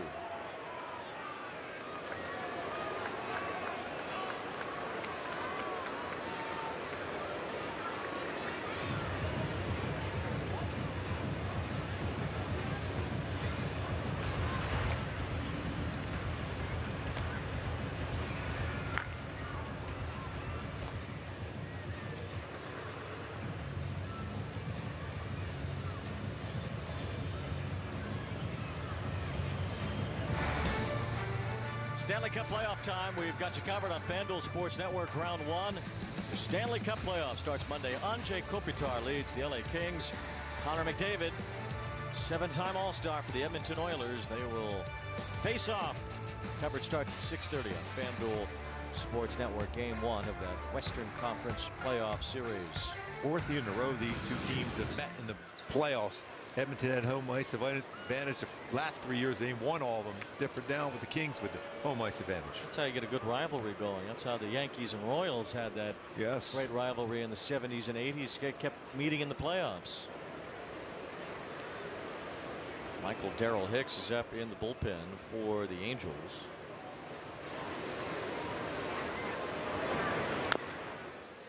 Two balls and 1 strike on VR. NBA playoffs have started as well over the last few days, so it's postseason time in hockey and basketball. Baseball season is in full swing. Sports of the spring are underway. This one's hockey and basketball are over. Baseball is isolated center stage for the summer. And once the NFL and college football get going, it'll be time for the baseball postseason. And on it goes. Yes. Cycle of the sports life. This is a great time for a sports fan right now with playoffs in both hockey and basketball and baseball going right now. 2 balls 1 strike on VR. There goes the runner Fitzgerald, and VR chops 1 foul. Well, he is fast. The Giants won't let him steal a base. He's tried a few times today. He got caught stealing once. He's ran on some foul balls today.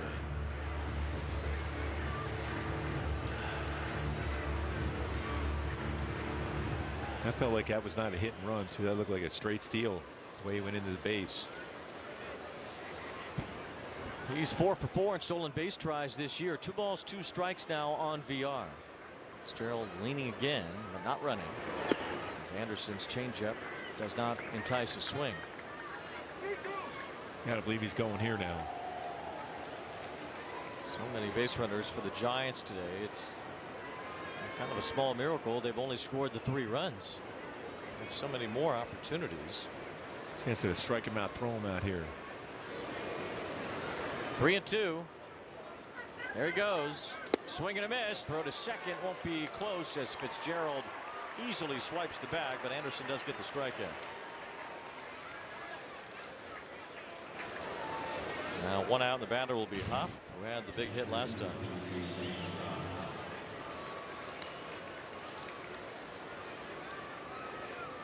Tough one to go there, especially on a changeup to catch and throw.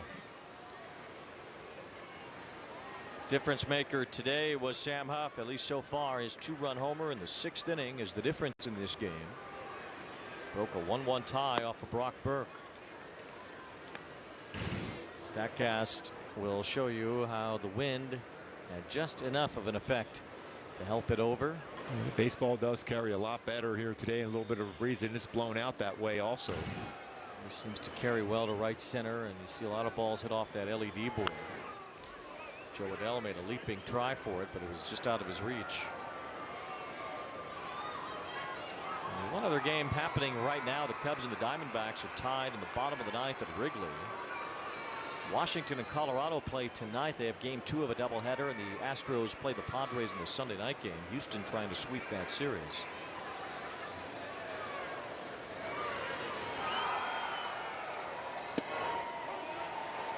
The A's got ransacked by the Brewers today. Milwaukee won 14-1. Dodgers beat the Rangers 1-0. And Seattle won today. They clobbered Toronto 8-3. And we see Seattle on that next road trip. They're starting to swing the bats to go along with that very good starting pitching they have. Dylan Moore has had a really good start to the season for the Mariners. And if they could hit, then they are going to propel themselves forward with how they pitch. Although they've pitched a lot better at home than on the road. You know, that ballpark has really become a pitcher's paradise. Yeah, especially, you know, in the cooler air, big dimensions.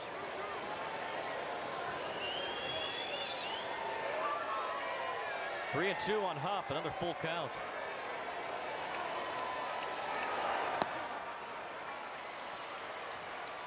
And another walk. That's number 8 from the Angels pitching staff today. I think Ron Wash is making sure everything's been ready. I think he's going down the bullpen. He is. Maybe Darrell Hicks to try to throw some strikes.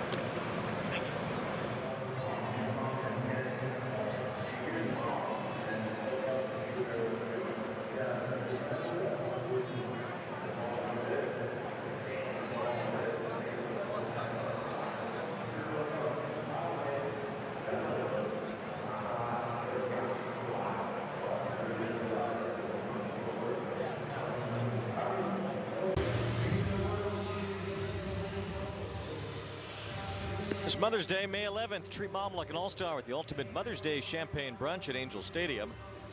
Guests will enjoy a buffet, games, raffles, and more in the Rose Garden prior to the start of the game. For more info on the Mother's Day brunch at Angel Stadium, visit angels.com/Mother's Day. Always a special day for celebrating all the mothers out there. How much important it is. Yes. Yes. National League West. That's pretty good. The best of the best. The Dodgers, Padres, Giants, and Diamondbacks have all been exceptional to start the year. Arizona just took the lead in Chicago 2-1 against the Cubs. There's run differential for the Padres and the Giants so far this season. Angels will be home against Baltimore on Mother's Day. That'll be the end of a long homestand. Angels are home for most of the month of May. If you include the games at Petco Park and Dodger Stadium in May, they're really here in Southern California for about 80% of the month. Going to keep an eye on Fitzgerald here.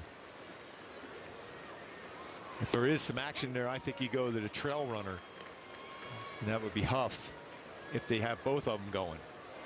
32 of the next 37 games will be played in the state of California. Just that road trip to Seattle and Minnesota next week that are the exceptions. Bouncing ball. Neto waits, grabs it, throws to second one. Turn to first. Too late. Ramos outruns the throw from Anderson.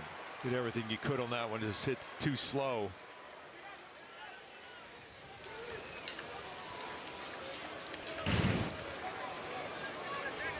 Quick on the transfer. We know how strong that arm is for Tim Anderson, but no chance there. Ramos easily beats that out. First time able to get him out today. So now it's Adames who has an RBI single. He's 1 for 4. 2 walks in this inning put the Angels in a bind. Michael Darrell Hicks, the rookie, trying to pitch out of it here. And Adames will drive in a run. It is 4-1 Giants as Fitzgerald scores. And well, really for the first time today, the base on balls comes back to bite the Angels. That's a big add-on run too.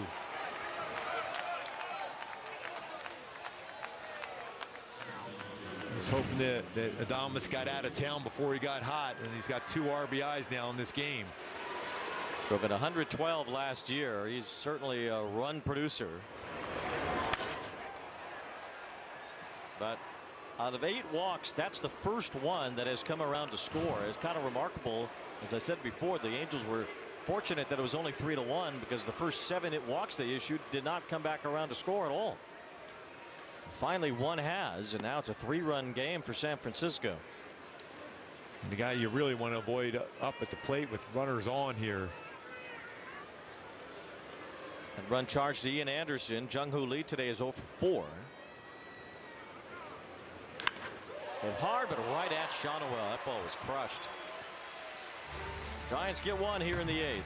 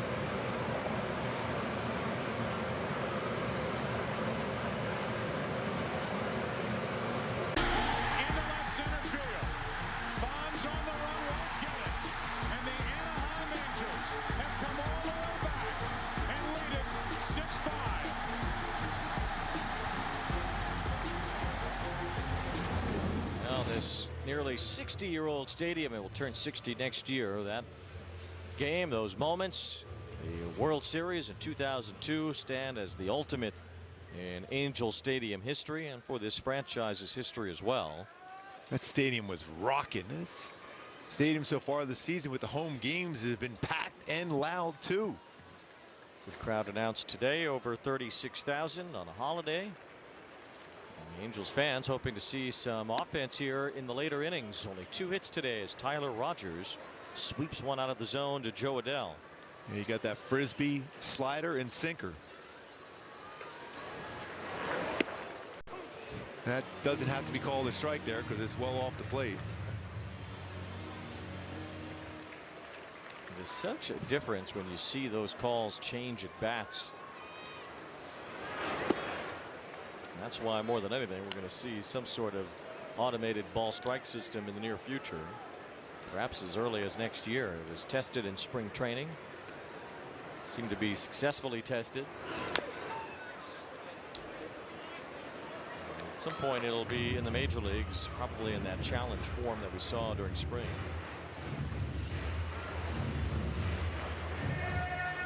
Just need to get some traffic here somehow, some way.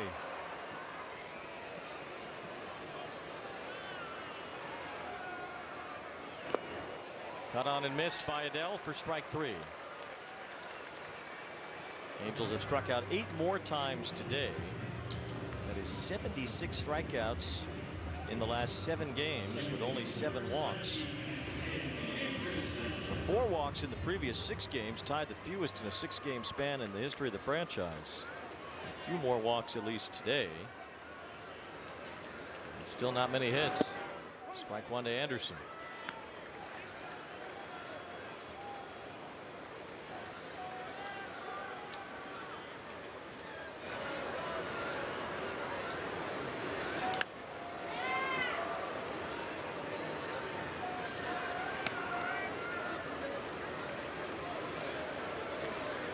Always good as far as hitting the ball the other way. Tim Anderson is trying to punch one in the right field here. He punches it to center field instead. That'll do. Yes. 1 out base hit for Tim Anderson, and the Angels have their 3rd hit today. Gets them to the top of the order. One of the other hits came from Taylor Ward when he doubled in the 4th inning. It's a nice job of just going with the pitch. It's a tough pitch, but it was elevated enough. That's the one that had that little rise to it. He's able to hit that ball right back up the middle. Good swing for Tim Anderson. Getting a start at second base today, a day off for Paris. Here is Taylor Ward, who's had a double and a great catch in left field. Robbed Jung-Hoo Lee of an extra base hit. And Lee had that ball that Ward caught, and then he hit an absolute rocket, but right at Nolan Shonowell in his last at bat. Tough 0 for 5 for Lee today. Beauty of baseball. Unless you're the one hitting them. Ward hits one toward left center. Now it's Jung-Hoo Lee after this to make the catch. Just stayed up too long. 2 outs as Ward is retired, but he made one great play earlier. The range he had to be able to get to this baseball in the full dive and control that baseball. When you see him hit the ground, the way his head jarred and neck and sunglasses. That's some strong wrists to be able to hold on to that baseball in the glove. See if Rengifo can give Trout a chance here to tie it up. Get on base here. 2 outs. It'll be up to Rengifo to give Trout that opportunity here. Strike 1 from Rogers. The Giants closer is Ryan Walker. We saw him yesterday, and we could see him today as well if the Giants maintain a lead within 3 runs to the bottom of the 9th.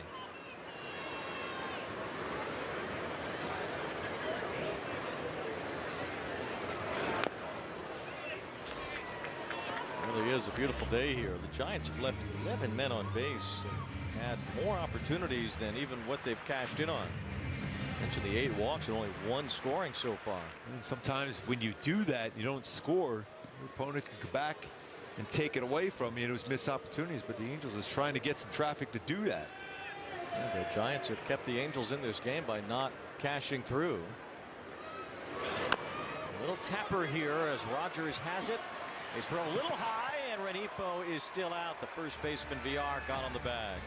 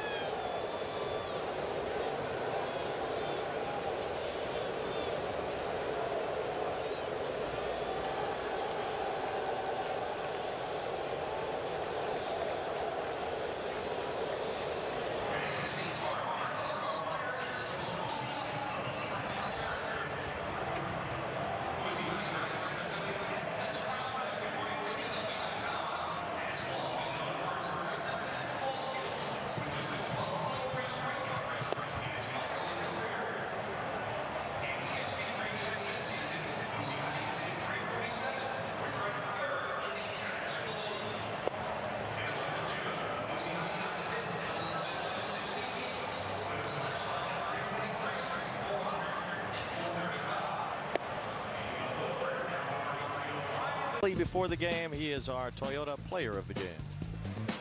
Yeah, that play right there, that shows you that shoulder is in good position and really in good position to drive this one dead center off of the future Hall of Famer, Justin Verlander.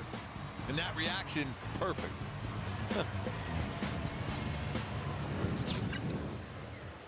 Neto's first home run this year, 23 home runs last season. Wasn't really a rookie last year. It was more his first full year with the injuries that came up in his rookie year in 2023. And it was a successful season, no doubt, for Neto, and he's trying to build on that success, and he'll have a full year ahead of him here.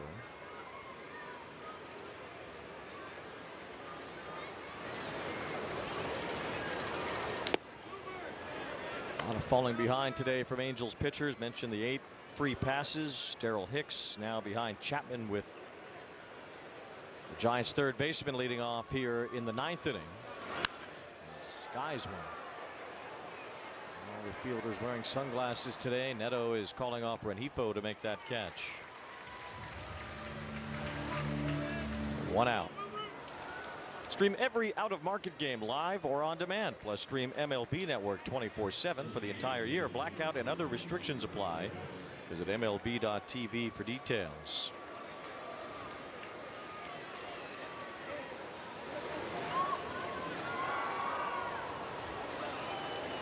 Wilmer Flores has walked and struck out twice today.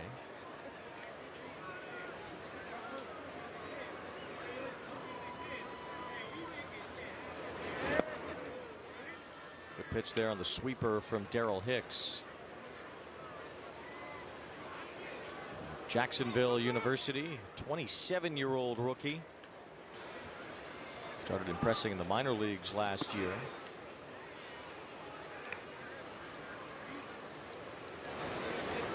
Pitching at AA Rocket City at a 1.73 ERA with only 8 walks with 46 strikeouts, and he did not give up a home run the whole time. He's got a great slider. Also throws a cutter too. And still mid-90s with his fastball. His ERA was a little higher at AAA, but didn't give up a home run there either. So there was no home runs allowed in 62 innings in the minor leagues last year for Michael Darryl Hicks. And those numbers sometimes in AAA for a pitcher really aren't indicative of how well you're throwing. Flores couldn't hold his swing. He strikes out for the 3rd time today. Looking ahead to the bottom of the 9th inning, the Angels will have Trout, Soler, and Shotwell trying to get it going against Walker, the Giants' closer. Just a run on 3 hits for the Halo offense today.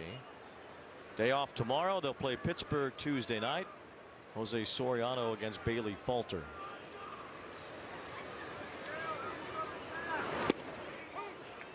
Strike 1 to Matos, who is 0 for 4. See that 95-mile-an-hour fastball from Darryl Hicks. It's a firm pitch. And he's got a cutter and slider sweeper to go with it. Angels trying to develop pitching in the minor leagues, trying to give themselves an opportunity to build their bullpen from within. Lots of arms. And developing very, very quickly in the minor leagues. Caden Dana has made an adjustment in his delivery. He's been throwing the ball incredible in AAA. Check swing, and that's a strike. Dana had a recent outing where he had 9 strikeouts in a game. Yeah, 7 shutout. In anytime you have that in AAA in that league, Salt Lake City or anywhere else, the baseball flies. Dana is still just 21 years old too. He's got a lot of good times ahead. Chopper toward the middle as Neto picks it, throws out Matos. Mike Trout will lead off as the Angels try to rally in the bottom of the 9th.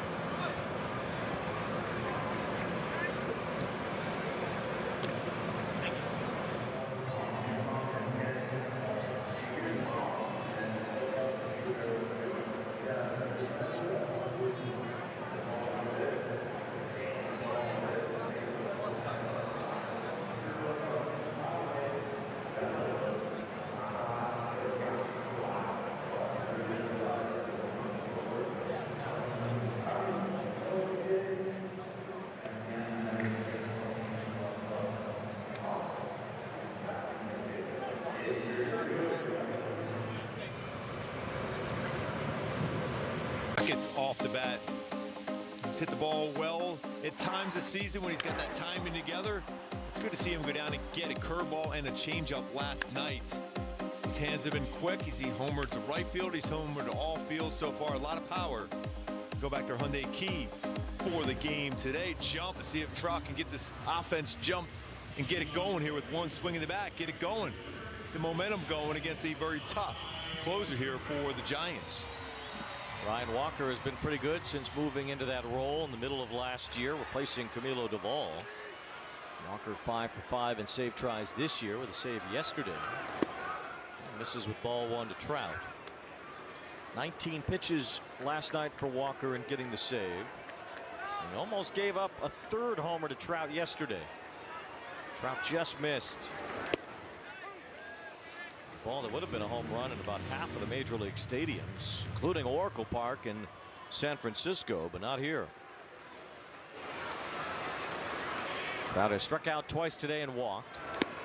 And Walker lays in a strike at the top of the zone. It's 1-2. Soler and Shawnuel follow Trout. Angels will need to really put together a big inning, something we have not seen much lately. And an arm angle that Walker throws at that fastball will run, but also has a very good slider. As you can see there how much that breaks. Last time the Angels scored 3 runs in a single inning. We have to go all the way back to the Tampa series. On April 10th, that was the 8-run inning when Joe Adele hit 2 home runs in the same inning.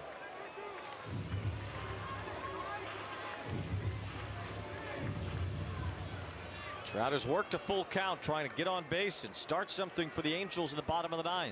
How to get a fastball.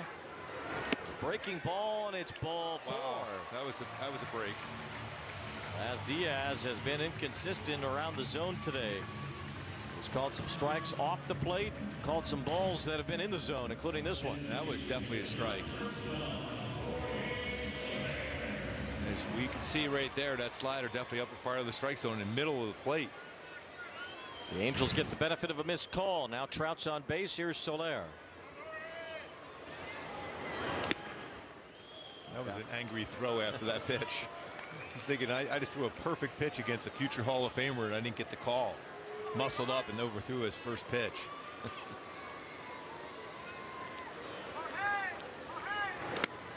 Caught the outer third there. 1 ball, 1 strike on Soler. It was 0 for 3 today. Angels only have 3 hits. A Ward double in the 4th, a Neto home run in the 5th. Anderson singled in the 8th.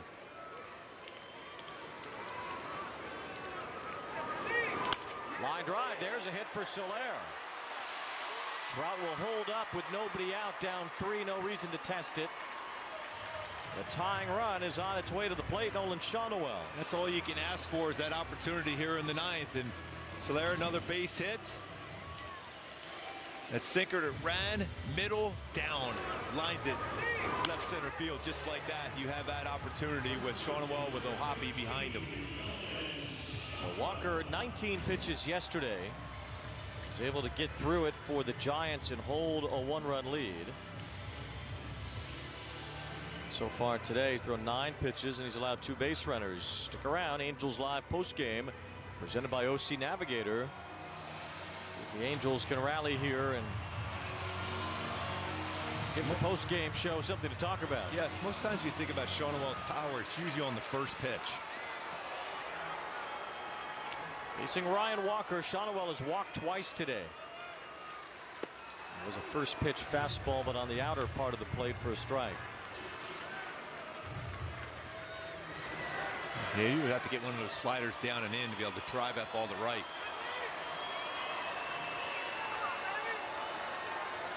Slaps that one foul, and it's 0-2. The way the defense is set up, if he happened to pull one down the right field corner, he can run for weeks. They still have more power behind him. You have O'Hoppe and then Neto too. So the Angels are well positioned. Some of their best hitters coming up. Down 3 in the bottom of the 9th. 1 ball, 2 strikes on Nolan Shawnuel.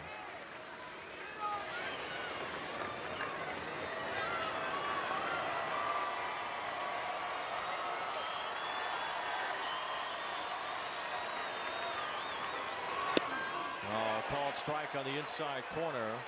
Shonowell jackknifed out of the way, but it caught the plate. And a big first out for Ryan Walker.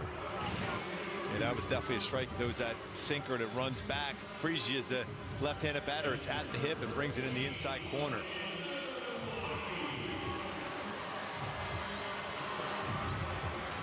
Walker last year not only had 10 saves with 10 wins as well. Tied for the most wins by a reliever in the major leagues last season. Remember, we ran that fastball in 3-0 against Ohapi yesterday.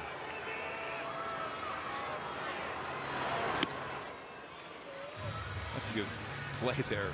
Oh, that was well off the plate, that slider. He gets great spin on all his pitches, even his sinker and slider.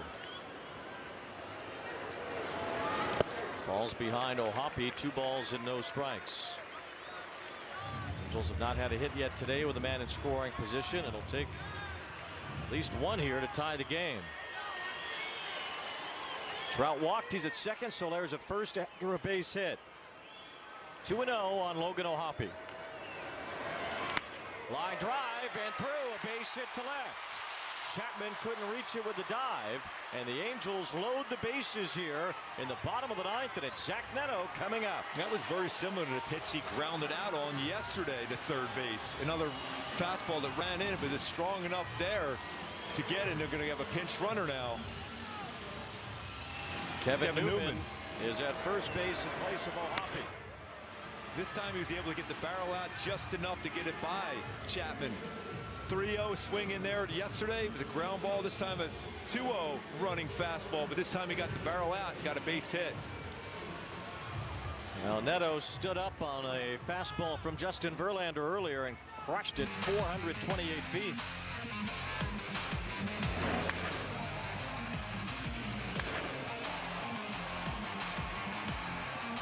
Angels would certainly take that here. I would think so. He started off Ohapi with a slider first pitch. Neto's so quick on a fastball. I'd be surprised if he started first pitch fastball. Here's Neto against Walker, bases loaded. First pitch strike at the knees. Ooh, he went after him too with that. And almost as if Neto was anticipating a breaking ball there. Bases loaded, tying run at first. Neto backs off that pitch. The sinker ran all the way in. Joe Adell is on deck. There's only one out here. A walk and 2 singles. Walker was pushed some yesterday, throwing 19 pitches. He's about to throw his 19th of this inning. Right in there. Wow, that was his pitch.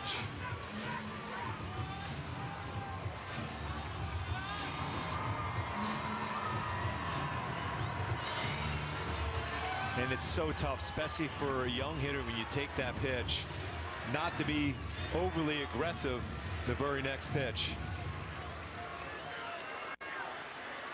Giants bullpen is up again. Bases loaded here in the 9th inning. A 3-run game. And Neto got hit by the pitch. When he runs that fastball so much, it's tough to throw that in. Hopefully he's okay. Remember, he got hit in the hand in AAA. He's running it off. Painful RBI for Zach Neto. Right in the stomach. Stomach there. I thought he got him in hand for a second. Abs of steel, though. No question. Now Trout scores. It's 4-2. And the tying run, Newman moves up to second base. Kyrene Paris on deck. Joe Adell, a chance for something special here. And maybe we would see d'Arnaud now that Newman is running for Ohapi. Ball 1 to Joe Adell, who was 0 for 3 today. He struck out his last time. You got to just look for your pitch right here for Joe. He could seriously do some damage if he gets his pitch. Fouled it, a big swing. Adell did have a big grand slam last year against Seattle. Angels just would love a base hit. That could tie the game, especially with how deep Ramos is in left field. It'd be almost impossible for him to throw out Newman from where he is. Just like to see Joe Distinct drive that ball deep right center. Angels have cut it to 2. Bases loaded in the 9th inning. And a strike.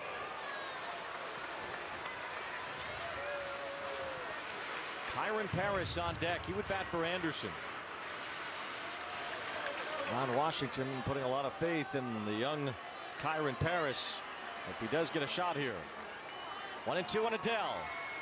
Slapped foul. Adele had a pretty good swing, just was late. He's trying to hit that ball to right center with that carry out here. Wind still going out to right center.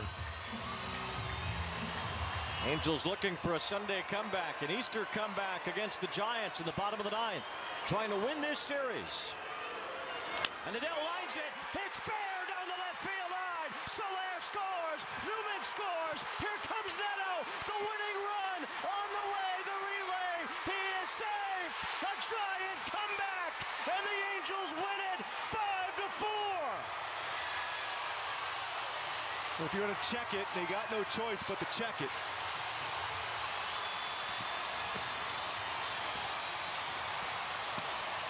They're saying, wait a minute, they're going to check it first. The Giants are challenging the state, call it home plate. We have not seen a replay yet. Adele at least has tied the game. That was a great relay, by the way.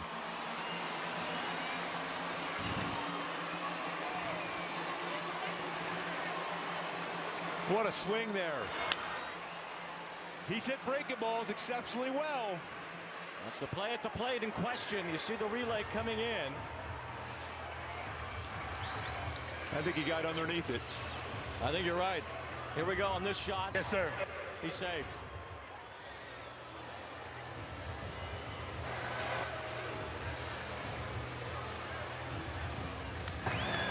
After review, the call's been confirmed. The runner's safe. Game Save over. the night to the Giants. The Angels with an absolutely unreal 4-run bottom of the 9th inning, and Joe Adele drives in 3 to win it. Adele says hello to the comeback. Clearing the bases. Double. What a game.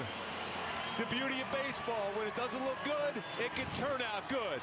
What a swing, Joe Adele down the line, and Zach Magneto flying around the bases. Joe with the energy. Wow, what a comeback victory. By the way, Darryl Hicks, first major league win. That was an absolutely, look at Wash in the background. Yes. Go, go, go. He still got it.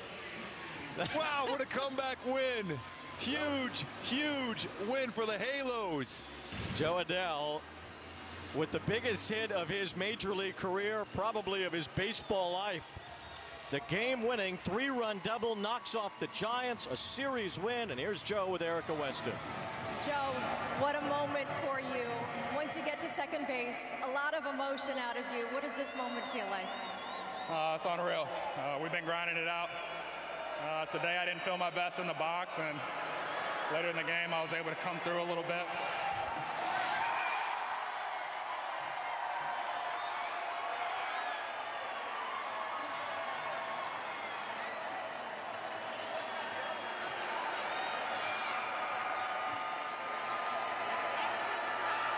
Locked in the box, locked in for this interview too.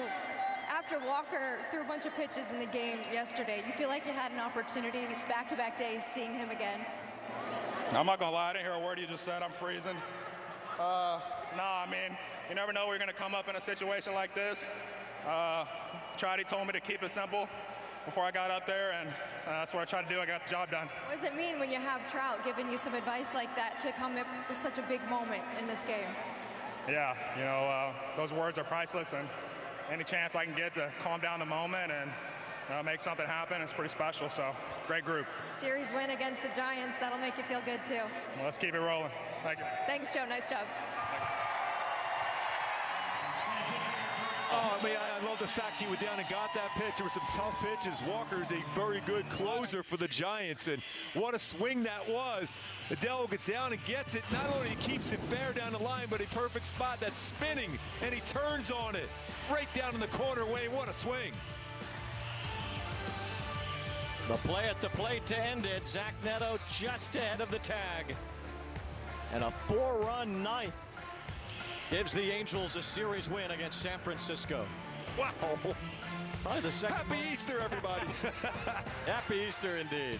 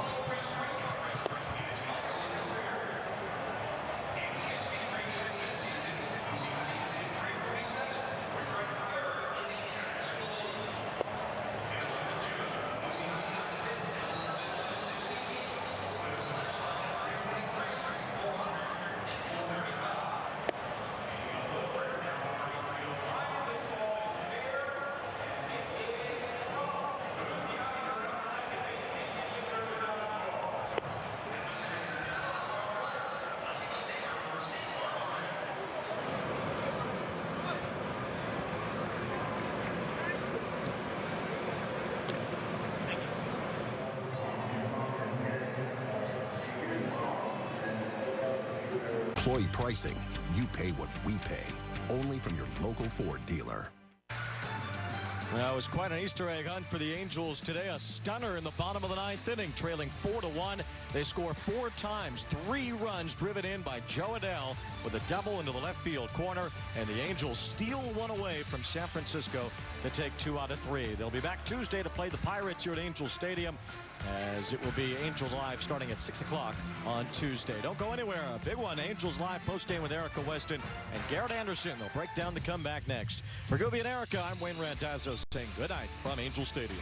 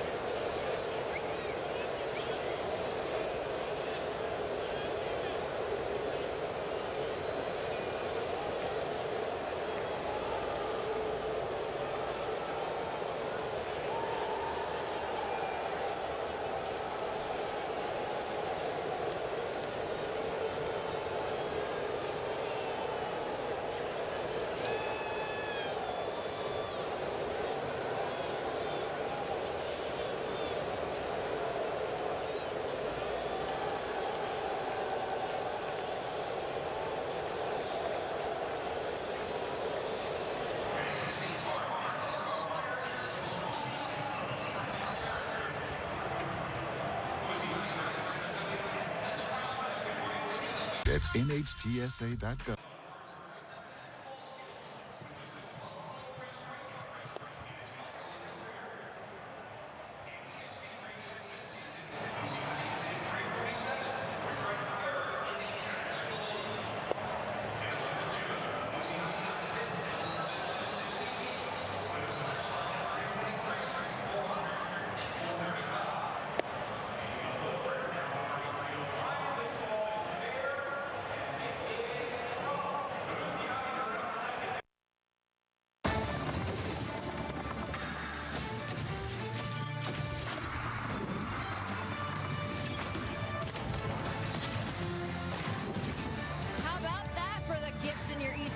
On this Easter Sunday as we welcome you to Angels Live, presented by OC Navigator. The first walk-off win for the Angels in this young 2025 season. A 5-4 victory over the San Francisco Giants. Joe Adell, the hero this afternoon at the Big A, as we welcome you back inside the ballpark alongside Garrett Anderson. I'm Erica Weston. What a moment. What a series win for them to come back and snatch that one from San Francisco. Wow. I know. Saw it coming, but you wasn't really sure it was going to happen because there hadn't been a lot of hits for the Halos. But as soon as Joe hit it and the ball hit the line, my internal clock from my playing days like, that's game. Game's over. And it was just a matter of time. But in this day and age of replays, it's like, ho, ho, ho, everybody stop. And I'm like, no, game's over. We all knew. We just had to wait for the umpires to catch up. You said you knew what was coming. You knew what was going to happen. What made you think that the Angels were going to get this one done? You see the hit by pitch, and you see Soler drop a hit, and you just start seeing things. And I've seen this movie before where you're late in the game, and I've been on both sides of it, so I just had a feeling something was going to happen. Particularly with Walker, who had thrown close to 20 pitches the night before, seemed like he didn't quite have his best stuff this afternoon against the Halos. Yeah, the quick turnaround is a real thing, and these relievers get out there a lot. So unfortunately for the Angels, he left some balls out over the plate and hit somebody, which I don't think is really characteristic of him. All right, let's take a look back at how this one unfolded in the bottom of the ninth. GA, the Angels playing heroics to be able to come back and get this one, and Mike Trout leads things off drawing a walk. Yeah, that's it's a close pitch, and Mike is still doing the things he normally does, and Soler dropping in a hit. I mean, these are the kind of little things that you don't think they're little harmless things, but when they start, the wheels start turning, and then you get the hit by pitch, and it's like, wow, that's a gift. Relievers generally don't do that. They usually stay away. You're going to beat them the other way, and then you get the big hit. And as soon as he hit it and it was fair, I'm like, that's game. Busting 45 minutes. GA said that's a wrap. Second career walk-off for Joe Adell. Perhaps, though, the biggest moment of his young career, particularly the Angels needing to secure another series victory this afternoon. Yeah, as a young player, you want to do these things. You want to be in those positions and deliver. He's had, a lot of ups and downs as he's been up here, but it's nice to see that he is starting to contribute either with home runs or a big hit right there to end the game. It's good to see them not thinking home run, right? You think Zach Neto had the big home run earlier in the game, his first of the season. He ends up getting hit by a pitch. That draws in the first run. But for Joe Adell to continue to just be aggressive and get a good pitch to hit, did you see that from him in his plate appearance? During that plate appearance right there, I noticed he fouled a ball off a fastball the other way. So for me, he's letting the ball travel. He wasn't trying to get big or trying to hit a home run. He was trying to do exactly what he did, is hit a line drive. That can't be easy when you're still learning in this game to just be calm, stay within yourself, and just get your pitch to hit. No, it's not easy, and he's still young in this game, and he's, had some trials, but, those are the things that he wants to be in those situations, and you don't hear any negative talk from him. Anytime I talk to him, he's always positive, so it's good to see something happen for him today. No doubt about it. Joe definitely has the capability to do much more of that for the Angels. So good. Couldn't happen to a better guy, and couldn't happen to a better group of players for the Angels this season. Speaking of, Yusei Kikuchi, he gets a no decision in this ball game tonight. Certainly, once again, GA pitched well enough to get a win. Yeah, he did. He certainly pitched well enough, and he had all his pitches working today. Fastball, and he mixed in a few changeup and his slider, so he had them off balance, and unfortunately his pitch count got a little high, and he had to come out of the game. 6 innings for Yusei today, just the one run, 98 pitches, 64 of them for strikes. Did you notice and then I guess, of course, fields his possession very well. A ninja out there. The 5th inning, though, that's when he ran into some trouble against the Giants. Yeah, he did. I mean, they've seen him a few times, and you start leaving pitches out over the plate, and that's what happens. So, fortunately, with the error that Joe made there, he still hung strong and finished the inning. Wide throw by Joe Adell in center there. Kikuchi not able to make the tag. Great play, though, by him and great awareness. He was okay after that. Looked a little tough. And then the Giants able to drive in another run. Yeah, that happens at times. I think that was probably more of a mental mistake in Joe in center field, throwing that ball back in. He clearly got to find the cutoff man, but Kikuchi helped himself out and struck out the 2 to get out of the inning. Willie Adames cashes in the first run for the Giants to the 6th inning, though. Gets the first batter, Luis Matos, striking to strike out before drawing a walk before his afternoon was over. Yeah, he had some passengers all day long. He was working out of some stressful situations, so it was probably good to get him out right there.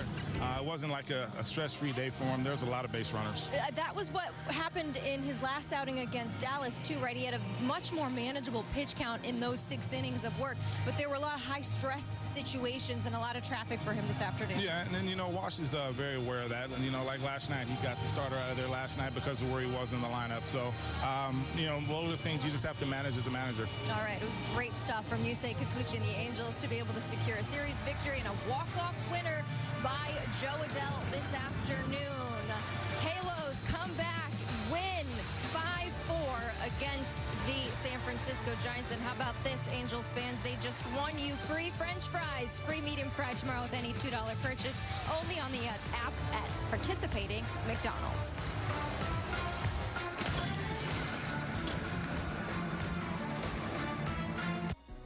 Born.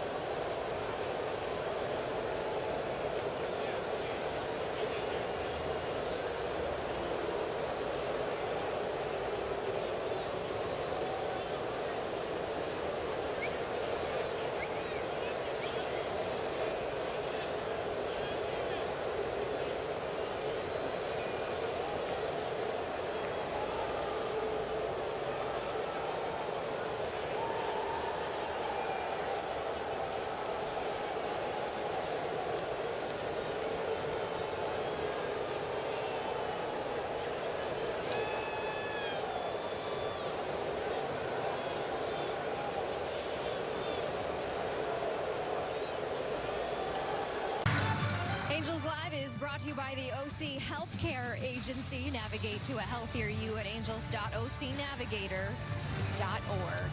What a moment for Joe Adell and the Angels. A walk-off winner, 5-4 over the San Francisco Giants. Halos taking 2 of this 3-game weekend series on this Easter Sunday against San Francisco. Welcome you back inside the ballpark. Erica Weston, Garrett Anderson with you. Zach Neto has been back for only 3 games, GA, but his presence has certainly been felt offensively, no doubt about it, but defense today, too. Yeah, he's in the middle of the field. That's where the game is played. And, he's up here first and foremost when he came up is for his glove. I mean, he's tremendous. He's going to save you a lot of runs. And his defense plays every day. It's just a phenomenal play. And those are the kind of plays that they want to know that he can make it as far as putting the stress on his shoulders. So he passed the test right there. Pressure situation, too, getting Wilmer Flores. That was in the 2nd inning. Just a sparkling defensive gem from Zach Neto, which is no surprise. We saw him do it all season last year, but also first home run of the season. Yeah, he did this last year, too. So he went down, had a good rehab, and it's shown that his swing is already there, and he spent enough time down there to get his timing right. Yeah, the bat wasn't the problem. They weren't waiting for his offense to heat up. They just wanted to make sure he checked all the boxes as far far as that shoulder feeling good, the body feeling good and ready to go. 23 homers for Zach Neto last season. No doubt he will be close, if not more, than those marks that he showed for the Angels last year. A lot of good moments in this ballgame all around to allow the Angels to have an opportunity to come back. Defense from Taylor Ward. He's been grinding out there in left field. What a play by him today, GA. Flashes of you, maybe? I don't know if I had a face plant. No face plant? Making it a lot more smooth? No, I was too big to hit the ground, so. You got to pull up the But no, nonetheless, yeah, this was a great play by Taylor. Anytime you could take an extra base hit from a player, a position on another team, it just helps your pitchers out. And, yeah, he hit the ground pretty hard right there. What does that feel like? I mean, you said you never face planted, but, okay, take the face plant out of it. What does that feel like?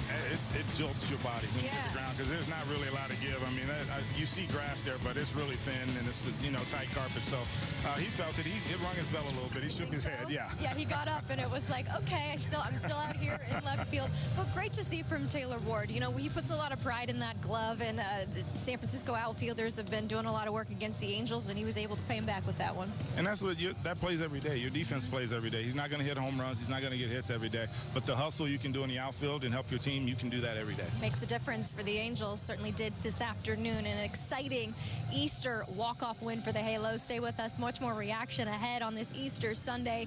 The Angels securing the series victory against the Giants. 5-4, the final score. Stay with us. We'll hear some post-game thoughts. What a day for Joe Adell and the Halos.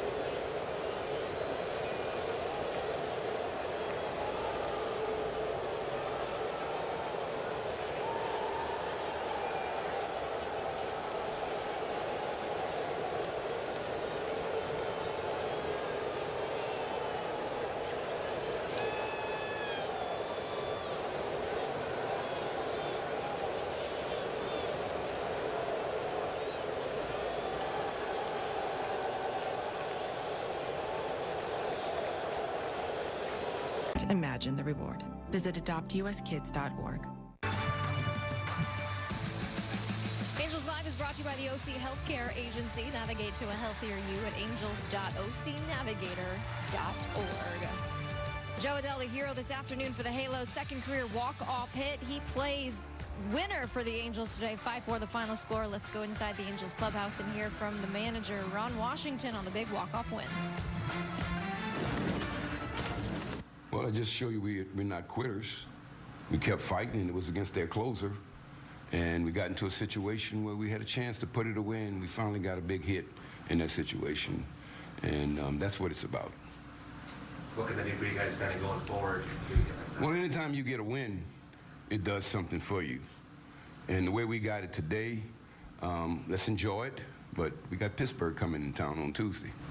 So we're early in the season.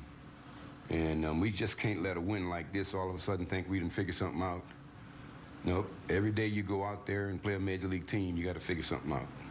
But I'm very happy with the way they battled, and I'm very happy for Joe. What do you think of Zach's kind of base running there in Anaheim? Well, that's what he does. He got speed. He the one guy that had an advantage because he had a huge lead at first base, and when the ball was hit, he just did what he do, and that's run. And at that point, EY better not have stopped him. If he get thrown out at the plate, he get thrown out at the plate, but we got to take that chance there, and he did. Oh, Hoppy, too, in the middle of that. Yeah, yep.